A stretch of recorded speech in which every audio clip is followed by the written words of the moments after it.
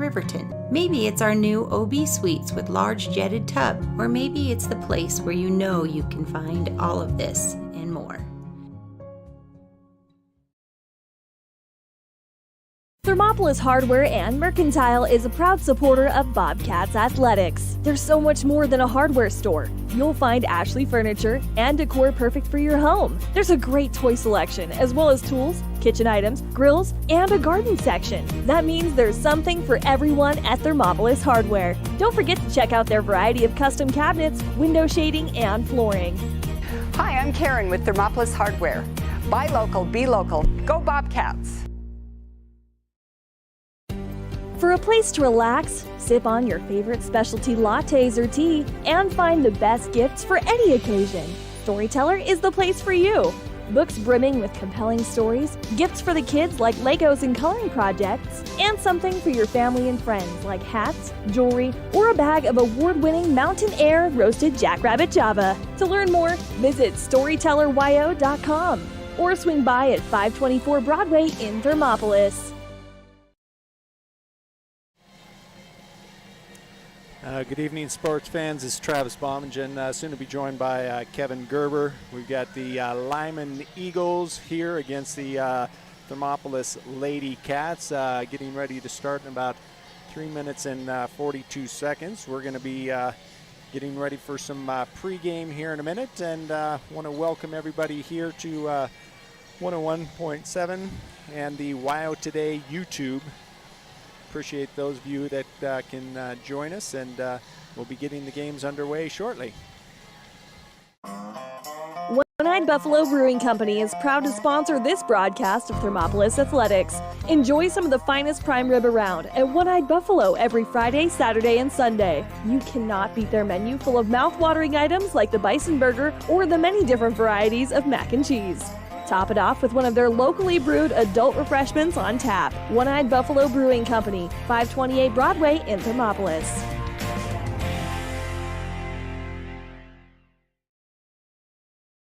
Seven Lazy S Cafe and Bar in Thermopolis invites you to try the best breakfast in Wyoming. Try some of the hit dishes like the biscuits and gravy, the chicken fried steak, and the huevos rancheros. If it translates to ranch eggs, you know it'll be good. Try over 20 breakfast items on the menu. Find the kind of cooking that keeps you wanting more at 109 South 6th Street in Thermopolis. 7 Lazy S Cafe and Bar. Open Friday through Tuesday, 6 a.m. to 2 p.m. and for dinner, 4:30 to 9 p.m.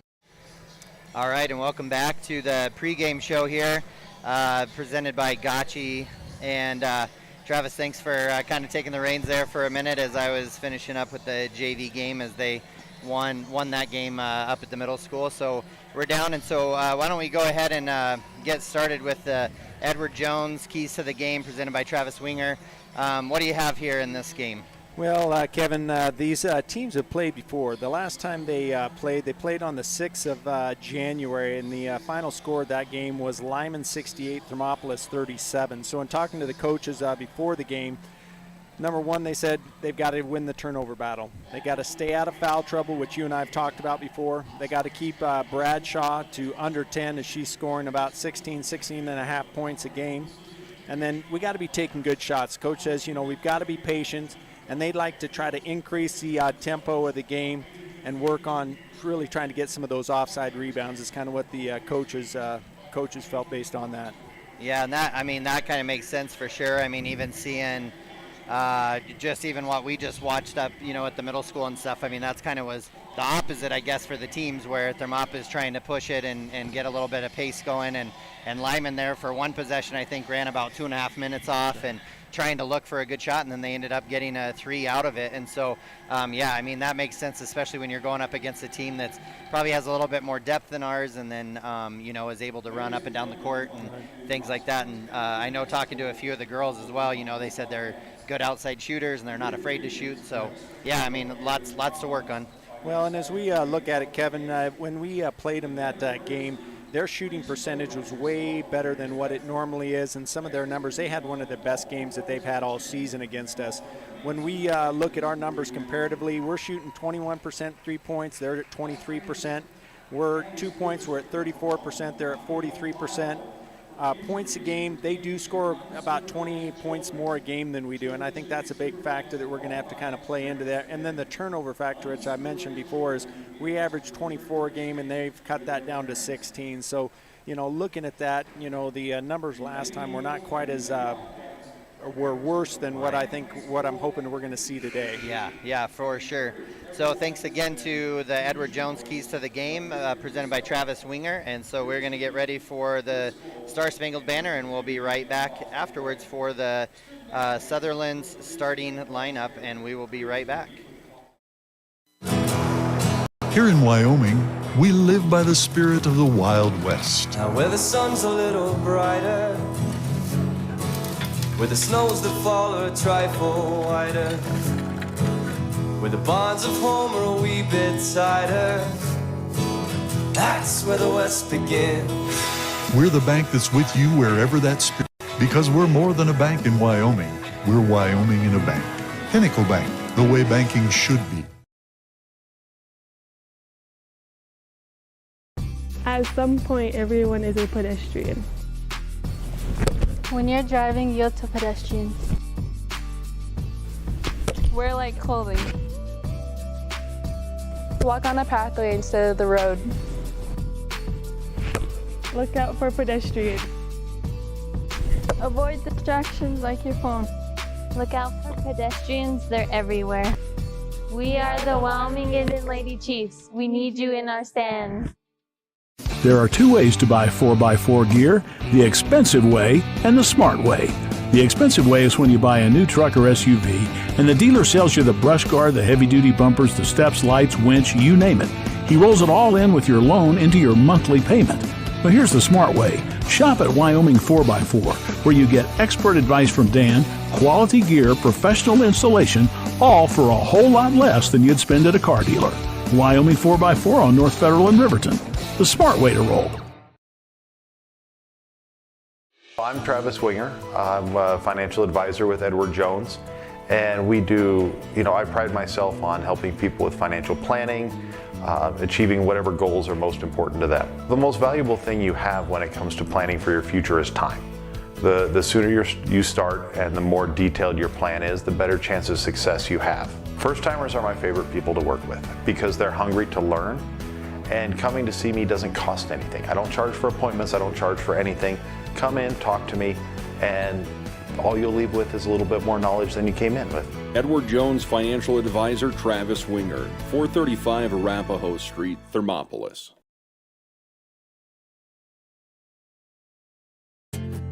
From one corner of the state to the other, over 82% of Wyomingites wear their seatbelts. And to the 18% who don't, we say, let's buckle up for life, Wyoming. A proud sponsor of this broadcast is Bailey Enterprises. For over 50 years, Bailey has become the name you can trust. With Pit Stop Travel Centers, you can fuel up and stock up on trip snacks at locations all over Fremont County. You can also put your trust in Bailey Tire and Auto for service to keep handy for those times when your luck runs out on the road. Refresh at the Speedway Cafe with a dine-in meal or a round of carry-out with a variety of specials to keep you going. Go with Bailey.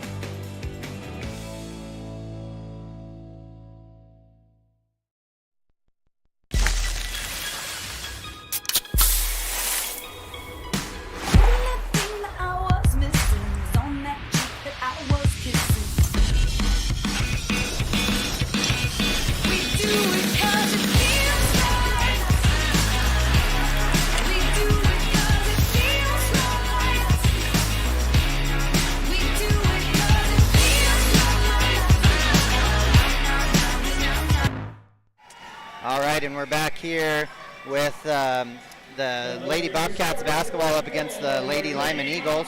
And for the Sutherland starting lineups today, the Lady Eagles are starting number 2, Paige Rose, number 4, Haley Blumel, number 5, Bo Gregory, number 10, Caroline Bradshaw, and number 11, Ashlyn Wells. It looks like their top scorer, which I believe is Briley Bradshaw, is injured, so she won't be playing tonight.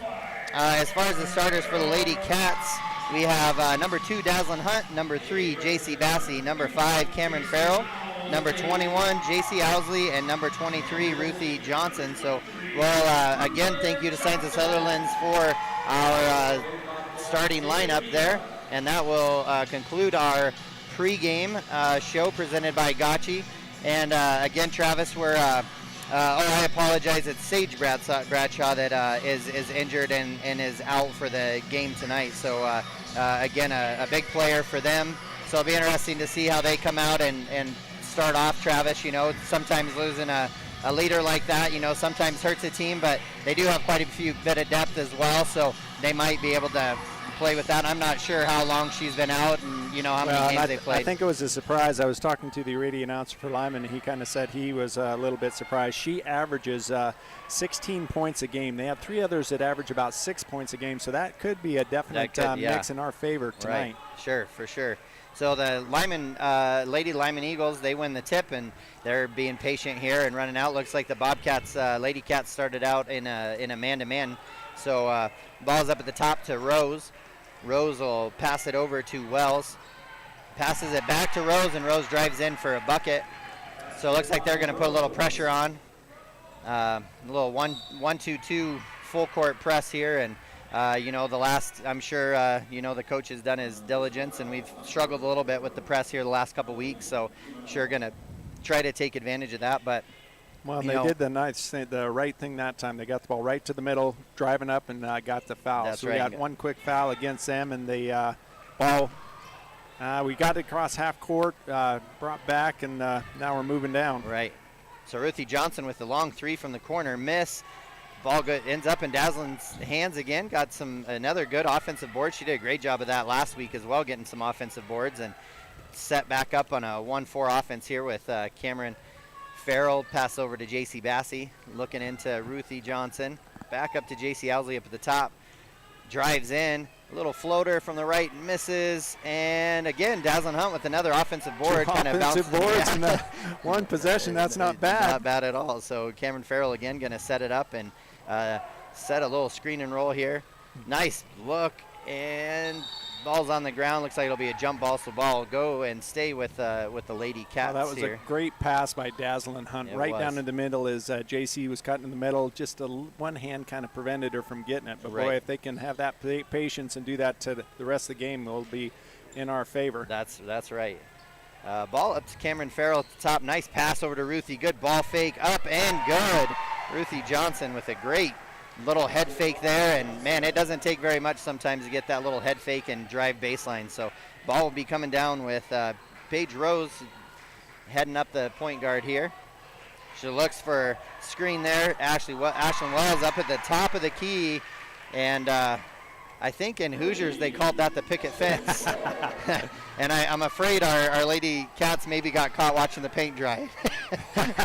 But pass there, Cameron Farrell trying to look for Ruthie Johnson, and just out of reach, and turnover there. Ball ends up in Haley Blumel's hands, and she took a few extra steps, so travel on her and turnover. So Bobcats with the ball back. Cameron Farrell with the ball, getting it in the corner, but again, getting it right to the middle to Dazzlin Hunt. Dazzlin passing up sideline. Ruthie Johnson to JC Owsley. Oh, man. Wow, ball movement was fantastic, Kevin. That was great, and I think the ball maybe touched the ground once, which is exactly what you want to see, and great passing and a nice finish by JC Owsley for a bucket there.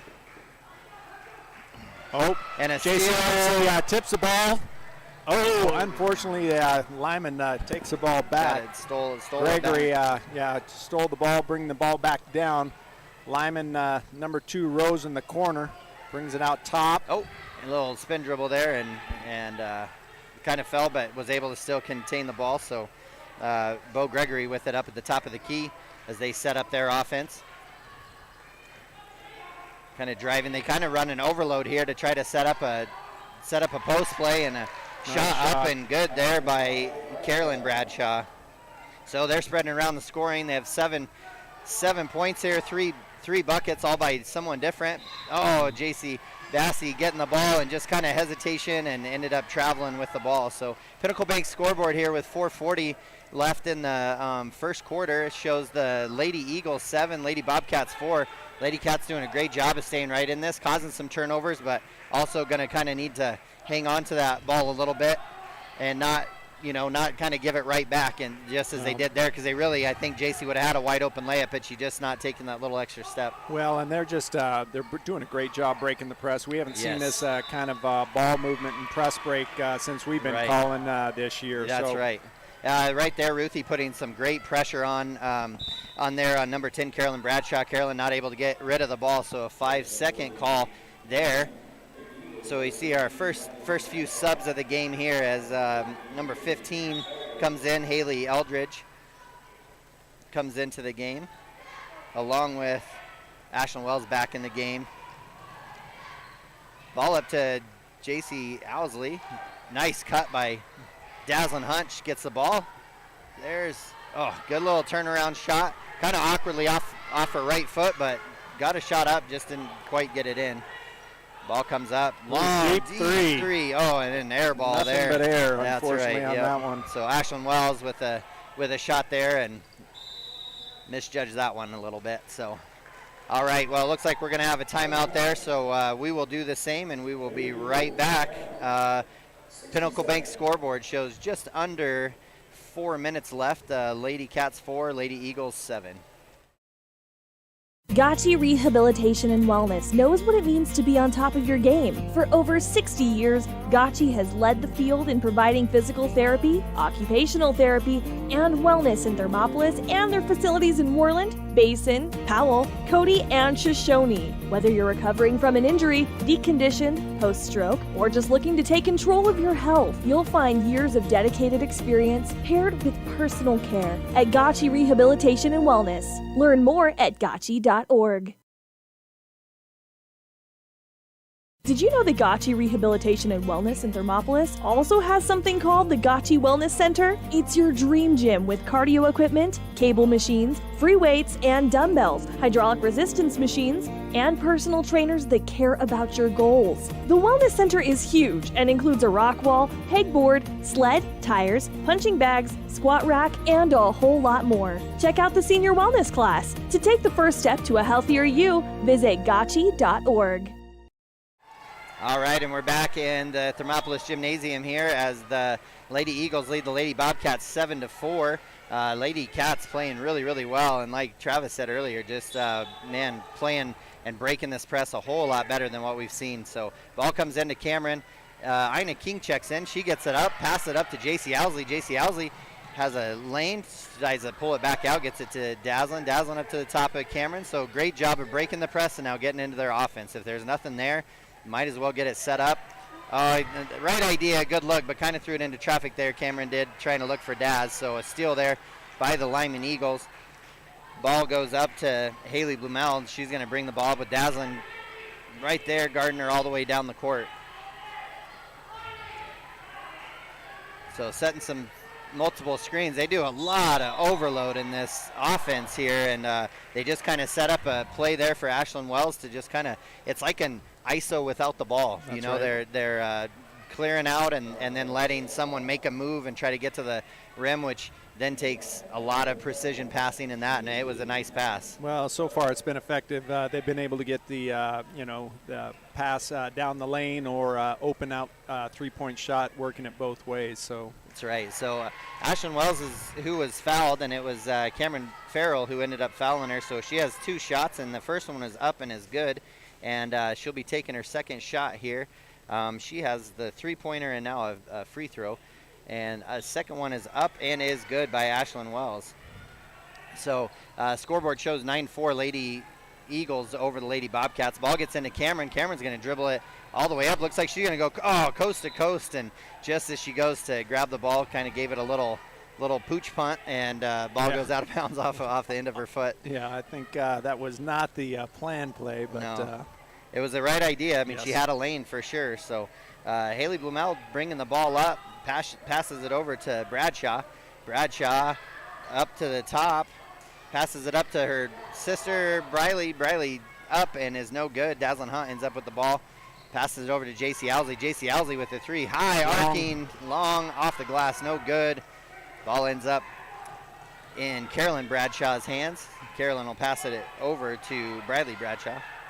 Shot is up and is no good by Haley Eldridge. And then ball is kind of fought over for a rebound there and out of bounds off of the Lady Cats. Well, and we're outsized by this team. They've got one girl that's at least 6'1", 6'2", and another girl who's close to 6. So on the boards, we're going to have to definitely work position pretty hard. Yeah, Ina's gonna have to work her leaping magic in this game for sure. So great switch defense right there. JC Bassey stepping right in the way as the screen comes, as they did try to get Eldridge open underneath the key, or inside the key there. And great switch, and didn't allow that pass to come in. Oh, great steal, I thought, by Dazzlin Hunt, but she must have got her right on the arm. So it looks like that'll be a foul on Dazzlin Hunt, which is just the second team foul. Ruth Ann Johnson set to check back in, and she'll check in here for JC Bassey. Well, and the encouraging thing with the way he's doing that rotation again is Ruth Ann, we're almost through the first quarter, and she doesn't have a foul, so hopefully that'll work to their benefit. Right. Pass comes in, and Bo Gregory gets a shot off, doesn't make the basket, but she does get her own rebound, passes it inside, and Rose misses also. So ball ends up in Dazzlin. Great pass by JC Owsley, and passes it over to Cameron Farrell. Cameron Farrell goes up for the shot and misses, but is fouled on the shot. So it looks like foul was on number 13, Briley Bradshaw. And so Cameron Farrell will be shooting 2 shots from the free throw line, which we've seen some great free throw shooting from Cameron here the few games that we have been able to do. And right on cue, I jinxed her, and she missed that front one. So seems like we have that effect on people. If any Farrell fans are listening, you can totally blame that one on me. I apologize. Second shot, it will be coming up here shortly. This one's and up. It is up and good. All right. Nothing but net. Yes, beautiful. So 9-5 shows the score. Lady Eagles leading Lady Bobcats on the Pinnacle Bank scoreboard with just over 2 minutes left in this first quarter. Ball ends up at the top, or down into Eldridge. She goes up for a shot. Girls on the ground. Ruthie and Ina both trying to take kind of a charge there, and both kind of tripping over each other. And anyways, ball ends up off of Eldridge, goes out of bounds. Lady Cats ball. After last week, anytime somebody's on the ground, it makes me a little nervous. I hear you. I understand that. We'll probably mention it during the boys' game as well, but one of our boys, one of our starters, Corbin Simmerall, done for the season due to injury. Pass in there to Ina King. She ball is off of her, goes out of bounds. So it'll be Lyman Eagles ball. So up at the top is Paige Rose. Cats are staying in their man defense and actually doing a good job today. Been very, very effective. This, man, I don't know. I haven't really seen an offense like this. That 1-4 just kind of set up and then overload, and I mean, they run it really well, and it's kind of fun to watch. It's an interesting way to play it there. Well, and they're not always running it to the same. Right. I mean, they kind of switch whoever's over there, and I don't know if they're identifying the mismatches or coming down the floor, but they've done a pretty good job trying to run that ISO, and it's working. Absolutely, and through that, Ruth Ann Johnson did end up getting the steal, and then she kind of stopped to pass it off to a guard, and Briley Bradshaw just ran over her and picked up her second foul. So Lady Cats have the ball. Ruth Ann Johnson up at the top of the key, passes it over to JC Owsley. Screen there, pass it into Ina. Great entry pass. Ina with a nice step through and good. Nice great shot. Ina, little crossover move. That's the old style. That's kind of my style. Yeah. Anymore, you see that called a travel more times than not. It seems like anymore. Yeah. But so number 10, Carolyn Bradshaw, she took a deep three, airballed it, and as they tried to save it, stepped on the out of bounds line, and so ball goes to Lady Cats. Definitely looks like the Lady Eagles are being a little frustrated right now, having a hard time getting the ball in, getting good shots. So definitely seeing some frustration there. Great pass, JC to JC, and it's good. JC Owsley driving right down the middle. JC Bassey hit her perfectly. That was a great shot. Great shot. We got a tied ball game, Travis, here with just under a minute left in this first quarter. Pass back out to Bradshaw again. Great rebound by Ruth Ann Johnson, looks like there's going to be a foul on that as well. So looks like that'll be on Rose, number 2. That'll be her first foul.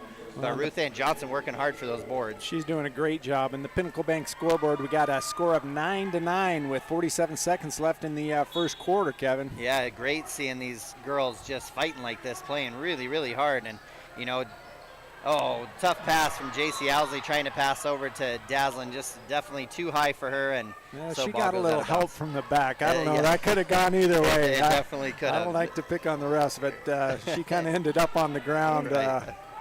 Yeah, looked like there maybe she arched her back, maybe unwittingly. Yeah, so ball ends up in Rose's hand. She's going to pass to the corner to Bradshaw. Bradshaw with a cross-court pass to wide open Wells. Wells unable to make it off the hands of Blumel there, and Lady Bobcats ball. So Lyman having some good opportunities and good open looks, but, man, really struggling to get the ball in the hole. So Ruth Ann Johnson gets the ball, looks to pass it up. Bradshaw with her hands. Carolyn Bradshaw with her hand on it, tips it away and out of bounds, so it'll stay Lady Cats on the far side of the court where the hash mark used to be. It's not there anymore, but where it used to be. So it looks like Coach Villa is going to call a timeout. Looks like we're going to have a quick 30-second timeout, so we'll do the same and we'll be right back. The choice is yours. Sutherland's Friends of the Family Plus Consumer Credit Card lets you choose from 5% off instantly at the register or special financing on qualifying purchases. That means no forms, no waiting, no rebates. You can choose 5% off instantly with your Sutherland's credit card. Got a big project? Choose special financing. The choice is yours with Sutherland's Friends of the Family Plus Consumer Credit Card. Subject to credit approval. Minimum monthly payment required. See store for details. Only at Sutherland's. Ever wonder All why right, so and we are back.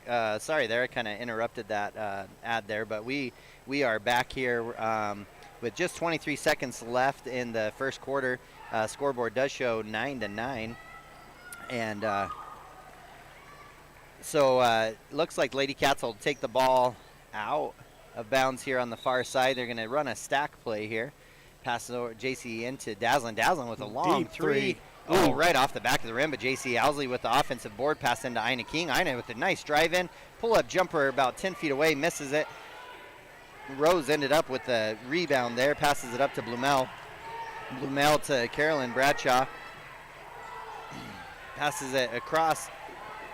Wells ended up with it, back to Carolyn Bradshaw. Carolyn with the pull-up, about 10-foot jump shot right on the buzzer, ends up missing it. So that'll end the first quarter. Again, the score tied up at 9. So here at the Thermopolis Bobcats, we will be back right after this. Hot Springs Health in Thermopolis? Could it be the exceptional prenatal care offered by our providers? Or our convenient family practice clinics located in Thermopolis, Warland, Basin, Shoshone, and Riverton? Maybe it's our new OB suites with large jetted tub, or maybe it's the place where you know you can find all of this and more. Thermopolis Hardware and Mercantile is a proud supporter of Bobcats Athletics. There's so much more than a hardware store. You'll find Ashley furniture and decor perfect for your home. There's a great toy selection, as well as tools, kitchen items, grills, and a garden section. That means there's something for everyone at Thermopolis Hardware. Don't forget to check out their variety of custom cabinets, window shading, and flooring. Hi, I'm Karen with Thermopolis Hardware. Buy local, be local. Go Bobcats! All right, and we're back here for the start of the second quarter. So saw a great first quarter there. 4 different Lady Cats in the books there, and just 3 with the Lady Lyman Eagles scoring there. So 9-9 to end that first quarter. Coach Villa's got to be happy with that, Travis. I tell you what, Kevin, a lot of the keys that we talked about, they've been able to implement. They've been breaking the press well. They've been disciplined on the offense, and that man-to-man defense, they've been really tough. Yeah, they sure have. So once again, kind of hard pass into inside, and then they kick it out to Carolyn Bradshaw. Carolyn Bradshaw misses again. Looks like there's going to be a foul on the play there. Looks like it's going to be on the Bobcats. That'll be on J.C. Owsley, so she'll pick up her first foul. Foul count's pretty even. The Cats have 3 currently, and the Lyman Eagles are at 4. getting into the second quarter. Right, and really Lady Cats doing a great job of just putting some pressure on that. I'm guessing, Lyman wasn't expecting to see this time, probably didn't see that last time. So as Rose Wells tries to, or pardon me, Paige Rose tries to drive in, it looks like Cadence Bowman, who checked into the game, gets her hands in there and gets a foul called. So ball comes back out to Paige Rose, and she knocks it down. So to get the scoring going for the Lyman Lady Eagles in the second quarter, Paige Rose with a 3. Cameron Farrell with the ball, passes over to Cadence Bowman. Nice cut there by Dazzlin, kind of into traffic. Oh, she tears the ball away. Oh, tough, but gets a shot up, no good. Ball comes down into Carolyn Bradshaw's hands. Haley Blumel with a good stop and almost into the splits, but able to get the ball right back out. Blumel gets the ball, kicks it out, looking for Paige Rose. Ball goes out of bounds. Good hustle by Paige to try to save the ball, but goes out of bounds to the Lady Cats. Tell you, Kevin, I just can't get over the fact that Dazzlin Hunt seems to be our big guy in the middle more and more in these games. She comes away with the ball, and there was 3 girls that probably outweighed her by 20 pounds each, and she came away with the ball with all 4 of them having their hands on it. That's right, almost where she didn't know what to do with it, so she threw, shot the ball up. But yeah, great play. A little jump pass here from Ruth Ann Johnson to Cadence Bowman. Back up to Cameron. Cameron, great job of saving it without getting it over and back. Couldn't have been closer. Yeah, no, that's true. A little tightrope walking there. J.C. Owsley. Ruth Ann setting some good hard screens there at the elbow. Shot up and is good by J.C. Owsley from the right side. Deep 3, up and in. And that's good. She's kind of struggled from behind the arch, but, man, good to see her being able to get that shot up and is good. So Dazzlin Hunt feeling a little bit of the excitement of what the game's bringing. Tied up 12-12. Pass into Carolyn Bradshaw underneath. She's unable to make it with the left hand. And Ruth Ann Johnson with the rebound. Dazzlin Hunt bringing the ball up. And Cameron Farrell, kind of an overload for the Lady Cats. Cadence Bowman with a deep 3, unable to make it. But Cameron Farrell ends up with the ball back out. J.C. Owsley feeling it, takes another shot, unable to make it. And ball comes down into Sage Bradshaw's hands. So Lyman Lady Eagles are going to walk it up now, try to get their offense set up. Wells passes it over to Blumel. Blumel back up to Wells. Now they're going to run that overload again, kind of looking to set some screens, look for that lob pass. Pass goes over to Carolyn Bradshaw. Carolyn Deep 3. trying, she was 6 feet behind the line. She's really trying to, try to get things going, and ball ends up in J.C. Owsley's hand. J.C. out to Dazzlin. Dazzlin with the 3. I think that got tipped. She's even thinking she maybe got hit on that, but Lady Eagles get the ball, but Dazzlin Hunt kind of interrupts that. She dribbles it out of bounds. So Cadence Bowman will come out, and J.C. Bassey will come back in. Looks like J.C. maybe got a little bit of a bloody nose, and that's why she had to come out. Now the Pinnacle Bank scoreboard, Kev, we're tied at 12. 5 minutes left in the second quarter. Right, each with a 3-pointer in this quarter. And, man, it's, this is one of those games that definitely favors what on paper looks like the underdog, and that would be the Lady Cats. And hard pass by Dazzlin Hunt, stolen there by Paige Rose. Paige Rose up with the layup and unable to make it. And then after Ruth Ann gets the rebound, Paige comes over and, I'm sorry, that was Haley Blumel then following that shot, and she reaches in and gets a foul there. So ball gets passed into Cameron Farrell. Cameron dribbling up hard with her left hand. Going to pass it over to J.C. Owsley. Owsley out to Ruth Ann. Ruth Ann from the corner 3. Just off the rim and into the hands there of Blumel. Blumel passes it up to Carolyn Bradshaw. She's going to dribble it up, get it back into Blumel's hands, and they're going to set up their offense here. This man-to-man defense, man, I like seeing it, Trav. They've really done a great job with it. Good help by J.C. Bassey coming over. Nice. And, yeah, she did a great job just staying straight up, and she's given a foot up I was going to right say there. And 5'4" to 6'2" is the differential there. Right. And she did a great job of just interrupting that shot. So foul does end up being on Cameron Farrell, which she picked up her second. And as Bradshaw, first shot is up and in for her.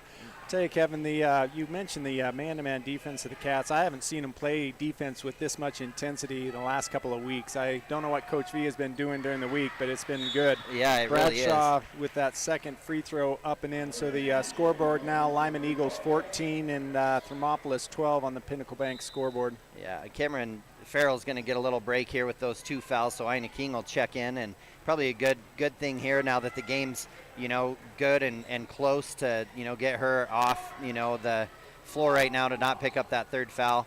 Gonna Dazzlin Hunt with a good jump stop and up, but it does get blocked away by Haley Eldridge, and ball ends up in Blumel's hand. Blumel over to Carolyn Bradshaw. Deep 3 again. Oh my goodness, by Ashlyn Waz, and nothing but the bottom of the net. And I'm afraid that's something Via's probably hoping doesn't happen is they start catching fire, because the way they shoot the ball, you can tell it's not normal that they miss like they have been. So shooting percentage is down for the Lady Eagles, I'm sure, from normal, but they're shooting it from deep. I mean, their three-point shooting percentage on the season is 23. Now, last time when we played them, they were at 45%. Okay. So that was part of that differential. Gotcha. And their 2-point percentage last time we played was 55 versus their normal 43. So I think we're seeing a little bit more of their normal. You're right. Oh, great pass from Dazzlin into J.C. Bassey. J.C. Bassey with a little try to up and over the front of the rim and misses. So ball comes up the court by Bo Gregory, setting up this offense here. Again, it looks like he's going to go with that 1-4 cross. Just drives over Bo. Tried to set up a kind of a elevator screen there at the top. Goes into Eldridge. Eldridge goes up with her left hand. Ooh, nice job. J.C. Owsley gets her hands into it. Oh, and then unfortunately somebody wasn't watching. Right, yeah. Tried to get it into Ruth Ann Johnson, and it was one of those ones kind of where she was trying to get it back the whole time it was going out of her hands, and she just couldn't quite get it back. So J.C. Owsley, she picks up a foul there as well, probably a little frustrated after she let that ball go, and so that's her 2nd foul as well. So out at the line is Bo Gregory. First shot is up and no good. Pinnacle Bank scoreboard with some of the turnovers we've had, unfortunately, is growing for Lyman at 17 and Thermopolis staying at 12 with only that 1 3-pointer this quarter. Both of those free throws were missed, so Ruth Ann Johnson able to run down that rebound, pass it over to J.C. Owsley. J.C. Really wanting to stick with driving up that right sideline, and I think I maybe heard her dad yell at her to use her left hand. Get off the sideline. Yeah, so trying to get it to the middle. So ball's in Ruth Ann Johnson's hands here. JC's coming to set a high screen up there. Passes it over to the corner to Dazzlin Hunt. Dazzlin with a head fake, passes it over to J.C. Owsley. Kind of stay on that right-hand side. She drives the right baseline, passes it back up to Ruth Ann, and pass it back to the right-hand corner. So they're kind of just staying on their right-hand side. There we go, and get it kind of reversed here. Ina King with it, passes it back over to the right side. Good cross-court pass from Dazzlin Hunt to Ruth Ann Johnson. Ruth, pull-up jumper, no good, and Eldridge with her hands, but Ruth Ann Johnson getting her hands on the ball, falling down to her knees. It's getting up slowly, passes around and in, and a fast break point for Briley Bradshaw there. So ball comes into Ruth Ann Johnson. Ruth's going to give it up to Ina King. Ina going to drive baseline. Again, kind of overloading that right-hand side, so I imagine Coach V is going to discuss a little bit about reversing the ball. So with Pinnacle Bank scoreboard with just over 2 minutes left in the second quarter, Lady Cats 12, Lady Eagles 19, and we will be right back. For a place to relax, sip on your favorite specialty lattes or tea, and find the best gifts for any occasion, Storyteller is the place for you. Books brimming with compelling stories, gifts for the kids like Legos and coloring projects, and something for your family and friends like hats, jewelry, or a bag of award-winning Mountain Air roasted jackrabbit java. To learn more, visit StorytellerYO.com or swing by at 524 Broadway in Thermopolis.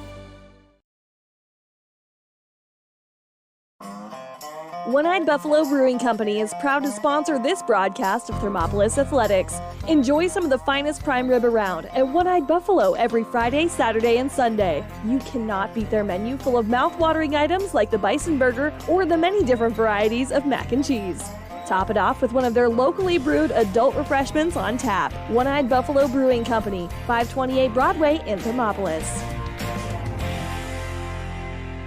All right, and we're back after the timeout by Coach Villa with the Lady Cats. So, again, 2:08 left here in this first half. Lady Cats trailing by 7, 19-12. Lady Cats passing underneath their own hoop. Pass over to Dazzlin Hunt into Ruth Ann Johnson. Ruth Ann drives it into the middle of the key.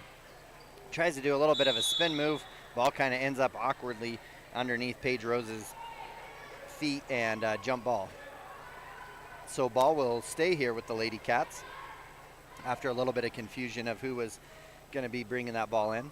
Dazzlin with a pass. Nice. Great Wide open. way to be patient. Wide open pass to J.C. Owsley, up and in for the layup. JC having a really good game here with 9 points of the Lady Cats 14, so really doing a great job with the ball. So ball comes up with Ashlyn Wells. Ashlyn Wells trying to get Carolyn Bradshaw to come up to the ball. Looks like we're going to do a little overload. Back screen coming here. Drive to Carolyn Bradshaw. Carolyn pulls up, jump shot, no good. Ina King, Ina almost being a little too polite in that moment. I was going to say, she had the rebound and she's like, oh, I don't want to foul somebody, and so let the ball bounce 2 bounces away into the Lyman Eagles possession. And even was nice enough to try to bend down and pick her up off the ground, which you like to see for sure, but in the moments, maybe not. So looks like Lyman coach is going to do a whole line change here and bring 5 new gals in, so I'll do my best to keep up with names here as we move into this last minute and a half moving forward. So Dazzlin pass into Cameron Farrell. Cameron checking back in and going to bring the ball up. So see what the Lady Cats have. Looks like they're going to go 1-4 flat as well. Nice. Oh, the exact same play. A little elevator screen there trying to get JC Owsley. And I love seeing, a team understand, like, hey, this is who has a hot hand. Let's get her the ball and let's keep her going. So Cameron Farrell, again, setting up. Good cut there by Bassie. She's cutting up to the top of the key. Oh, a good reverse there to J.C. Owsley if Bassie could have seen it. Yep. Yeah. But that's all right. They're going to get it set up and entry pass into J.C. Owsley. Passes it back over to Bassie. Bassie looking for a cutter.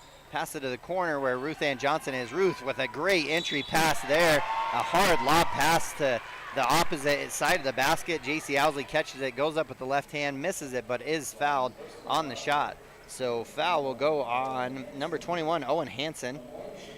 And J.C. Owsley will go to the line to shoot 2. Pinnacle Bank scoreboard. We're at 19 Lyman, Thermopolis at 14 with 31 seconds left. JC's first free throw is up and off the back of the rim. That's right. These ones kind of when you're having a game like she is, you kind of hope these freebies go in and just kind of add a little bit more to it. So the second one is up and is good. So that'll give her 10 points for the game so far. As the Lady Eagles bring the ball up, Owen Hansen will be the point guard bringing it up. Passes it over to Briley Bradshaw. Down into Eldridge. Eldridge up with the left hand. No good. Cameron Farrell with the ball. Passes it up. Just got a little too excited and tried to pass it up ahead of JC to let her catch up to it, and that one probably should have been a bounce pass. I would have taken a little heat off of it, and JC could have. Sometimes when you have numbers and we had a 3-on-2, you get a little excited and the ball just kind of elevated away. Yeah, it sure did. Those usually led to me having a great layup really hard off the backboard. A little tussle here with the ball between Bassie and Hansen, but Lyman Eagles end up with it again. Pull-up jump shot is up and is no good by the Lyman Eagles. Number 1, she comes down with it. Morgan Anderson comes down, tries to get a shot off at the buzzer, but is no good. So Pinnacle Bank's scoreboard at the end of the first half shows Lady Cats fighting in this one. Just down 4, 15-19 with the Lady Lyman Eagles winning. And we'll be right back with our halftime show presented by Hot Springs Health and our One Eye Buffalo stats so far through this first half. We'll be right back. 7 Lazy S Cafe and Bar in Thermopolis invites you to try the best breakfast in Wyoming. Try some of the hit dishes like the biscuits and gravy, the chicken fried steak, and the huevos rancheros. If it translates to ranch eggs, you know it'll be good. Try over 20 breakfast items on the menu. Find the kind of cooking that keeps you wanting more at 109 South 6th Street in Thermopolis. 7 Lazy S Cafe and Bar. Open Friday through Tuesday, 6 a.m. to 2 p.m. and for dinner, 4:30 to 9 p.m. Here in Wyoming, We live by the spirit of the Wild West. Now where the sun's a little brighter, where the snows that fall are a trifle whiter, where the bonds of home are a wee bit tighter, that's where the West begins. We're the bank that's with you wherever that spirit, because we're more than a bank in Wyoming. We're Wyoming in a bank. Pinnacle Bank, the way banking should be. At some point, everyone is a pedestrian. When you're driving, yield to pedestrians. Wear light clothing. Walk on a pathway instead of the road. Look out for pedestrians. Avoid distractions like your phone. Look out for pedestrians, they're everywhere. We are the Bomengen and Lady Chiefs. We need you in our stand. There are two ways to buy 4x4 gear, the expensive way and the smart way. The expensive way is when you buy a new truck or SUV and the dealer sells you the brush guard, the heavy-duty bumpers, the steps, lights, winch, you name it. He rolls it all in with your loan into your monthly payment.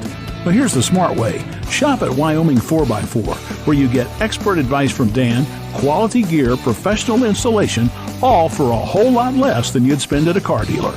Wyoming 4x4 on North Federal in Riverton. The smart way to roll. I'm Travis Winger. I'm a financial advisor with Edward Jones.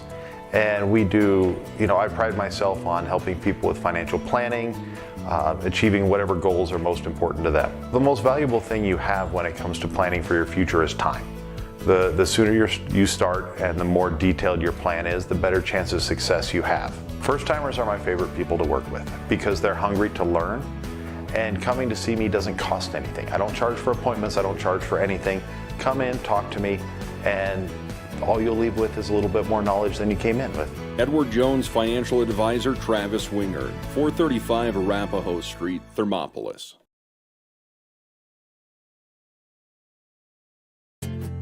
From one corner of the state to the other, over 82% of Wyomingites wear their seatbelts. And to the 18% who don't, we say, let's buckle up for life, Wyoming. A proud sponsor of this broadcast is Bailey Enterprises. For over 50 years, Bailey has become the name you can trust. With Pit Stop Travel Centers, you can fuel up and stock up on trip snacks at locations all over Fremont County. You can also put your trust in Bailey Tire and Auto for service to keep handy for those times when your luck runs out on the road. Refresh at the Speedway Cafe with a dine-in meal or a round of carry-out with a variety of specials to keep you going. Go with Bailey.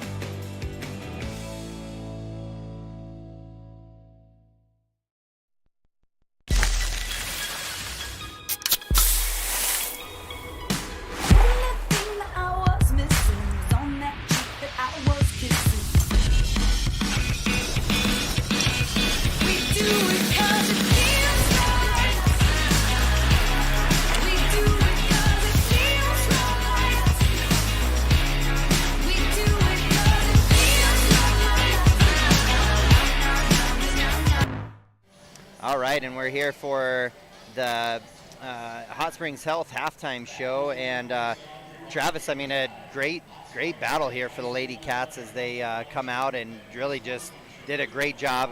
You kind of mentioned there in the break that, started out really disciplined in that first quarter, kind of faltered a little bit in that the second, but still really stayed right there and did a great job. So what do you think, like based on the keys to the game and stuff, how do you feel like they matched up with that? Well, as we kind of look at the things we talked about, keys to the game, I think we're, if not winning the turnover battle, we're at least a break even. I don't think, we're where we are normally with that.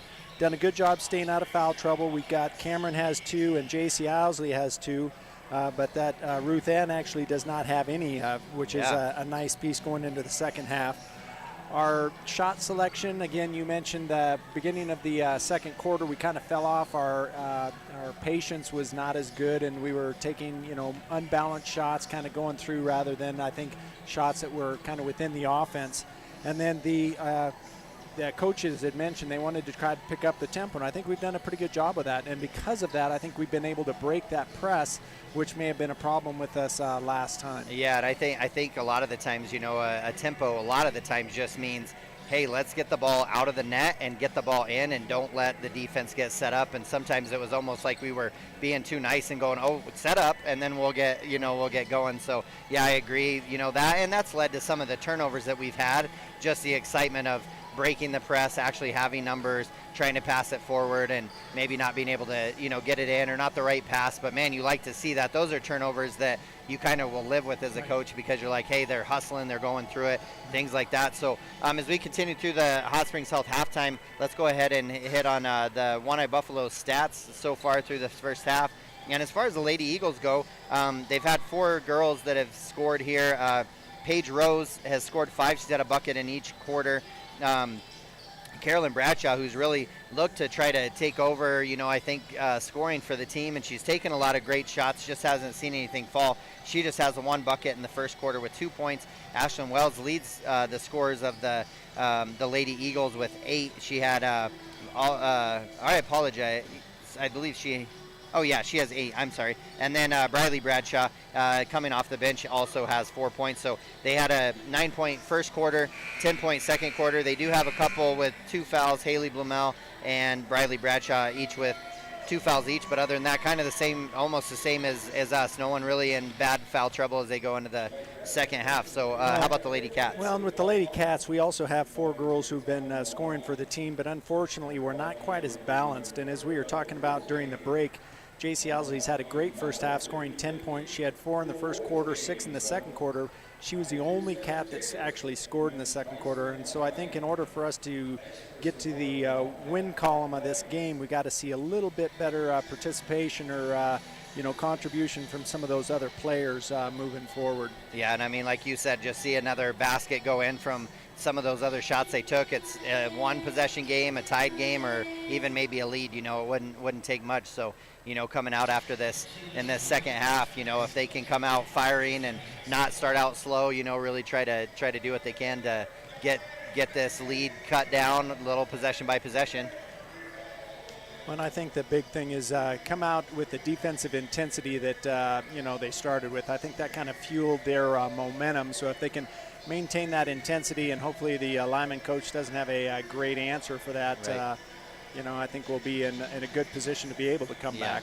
Well, and it's pretty amazing when you see a coach that can spend some time and they scout a team and everything, and then you see that kind of come to fruition on the court. And I think Coach Villa has to be thrilled to see that, hey, the things that we were working on in practice, we're now seeing, right. and it, it's kind of like all of a sudden, I know you've coached, I've coached, sometimes you're like, why did I get it right this time? Like, why did it work, and why has the last few times not? One of the things, Kevin, that I don't know if you've noticed, they were running that play before that, the Worland boys typically do, and Coach Villa coming right. from Worland, where they run that handoff. And for the girls, running that handoff tends to be a little bit problematic. And today they've moved away from that. Right. They're passing and moving a lot more, and we're not seeing some of the turnovers and the difficulty we had with that. So I really like the changes he made this week in regards to that offense. Agreed. And again, thank you to One-Eye Buffalo for our halftime stats, and to Hot Springs Health for our halftime show. We're going to take a quick break here, and we will be right back for the second half of the Lady Bobcat basketball. Gotchi Rehabilitation and Wellness knows what it means to be on top of your game. For over 60 years, Gotchi has led the field in providing physical therapy, occupational therapy, and wellness in Thermopolis and their facilities in Worland, Basin, Powell, Cody, and Shoshone. Whether you're recovering from an injury, deconditioned, post-stroke, or just looking to take control of your health, you'll find years of dedicated experience paired with personal care at Gotchi Rehabilitation and Wellness. Learn more at gotchi.org. All right, and we're back here to start off the second half of Lady Bobcat basketball here, as the Lady Lyman Eagles will bring the ball in. Ball comes in to Paige Rose, and ball's there to Haley Blumel. Blumel over to Bradshaw. So it looks like they're going to try to be a little bit more patient moving the ball around. Could stay in the man-to-man defense for the Lady Cats, and they're doing some long skip passes. Then a nice try to pass it in up over the top. Looks like an entry pass into Paige Rose. Goes a little too far. Ruth Ann Johnson, a great help side defense. She just couldn't quite catch the ball, so it goes out of bounds off of her. So Blumel will take the ball out, passes it into Gregory. Gregory drive in with her left hand, passes it out to Ashlyn Wells. Ashlyn Wells just, man, again, just have another air ball. That's their third or fourth air ball. Just they're having a hard time getting it to the rim right now. So ball goes out of bounds to the Lady Cats. Cameron Farrell bringing the ball up. She's going to look to pass it over to J.C. Owsley. Ruth Ann Johnson working hard down on the block, trying to look for the ball. Pass over to Cameron Farrell. Cameron with a good nice head move. fake. Oh, a little short on the shot. Ball ends up in Carolyn Bradshaw's hands. She'll pass it up to Gregory. Gregory will slow it up, pass it down into the corner to Rose. Rose drives it back up to the top, and they'll set it up at the top of Blumel. Dazzlin Hunt putting on the pressure there. Oh, now giving her a hard time getting the ball in, but the ball does end up in Wells' hands. Wells passes it down into Paige Rose. She's not able to make it, but Gregory with she gets the travel call, offensive rebound, but then travels. So ball will go to the Lady Cats after the turnover. Dazzlin Hunt with the ball, passes it over to Cameron Farrell. So, you know, they broke the press, and that's, again, something you want to do. Ooh. Oh, offensive foul there on Cameron Farrell as she tries to drive in and get a shot. She could see what she needed to do. She just couldn't get that jump stop. She was going to jump stop and shoot over the top, but just her momentum carried her right into those girls. That's right, and unfortunately that is her third foul. So early into the third quarter here with just 6:40 left on the Pinnacle Bank scoreboard, Lyman Eagles 19, Lady Cats 15. No score here in the second half yet. Good give and go. Blumel with the shot up and no good. J.C. Owsley, good position, gets the rebound. She's going to drive up the right-hand side. Gregory getting in front of her and stopping her. Ball's going to come in. J.C. Owsley's going to run the top of the offense here. Pass over to Cameron Farrell. J.C. Bassey working hard down on the block. Pass up to Ruth Ann Johnson. J.C. Owsley with the ball, trying to get it into Dazzlin, but not seeing it, so they're going to reverse the ball. Ooh, tough pass there, but J.C. Bassey gets her hands on it. Oh, perimeter bounce passes are always hard to make. Jump pass from Ruthie to Cameron Farrell. Back out to Ruthie. Drive in by Ruthie, up and off the glass, just a little too strong, no good. Rebound comes down to Paige Rose. Paige is going to bring the ball up. Hard pass over to Carolyn Bradshaw. Good. Almost steal by Dazzlin Hunt there. Blumel, nice pass. Goes in, and yep, it was a great kind of give and go there. And Paige Rose up and good for the shot there. Cameron Farrell going to drive it in. Pass over to J.C. Bassey. J.C. just loses the handle on it. Carolyn Bradshaw, she's got some wheels on her. Up and is good. And just like that, the Pinnacle Bank scoreboard, Lyman Eagles 23, Thermopolis 15. They've got 4, we've got 0. Yeah, kind of what you don't want to do coming out after a halftime is having a slow start on the scoreboard and giving up some quick, easy points there too. Don't want to let them get going. Pass over to J.C. Bassey. J.C. Bassey inside to Dazzlin Hunt. Back out to Bassey. Down into the corner to Dazzlin Hunt. Dazzlin drives. Pass out to J.C. Owsley. J.C. Owsley with a 3 up and is no good. Rebound by Blumel. Blumel passes over to Wells. Wells passes it up to Bradshaw. Bradshaw's going to pull up jumper from 10 feet short. No good. Ruth Ann Johnson with the rebound. She's looking to drive the ball up. She's going to drive it in. Gets it to the top of the key. Jump stop, gets it into Cameron Farrell's hands, and they set up the offense. I think she could have, if she would have been looking a little more up there with somebody open at the front. Right, yeah, just kind of on the front of that, on that transition. J.C. Bassey with a long 2, no good. Carolyn Bradshaw with the rebound, pass it over to Blumel. Blumel up to Rose. Rose on the block, just kind of backs in there on Bassey. Goes up for the shot, is no good. So she's going to get 2 chances, though, as she was fouled on that shot. That's looks like Ruth Ann Johnson. This be her. Oh, it was on JC, it looks like. Wow.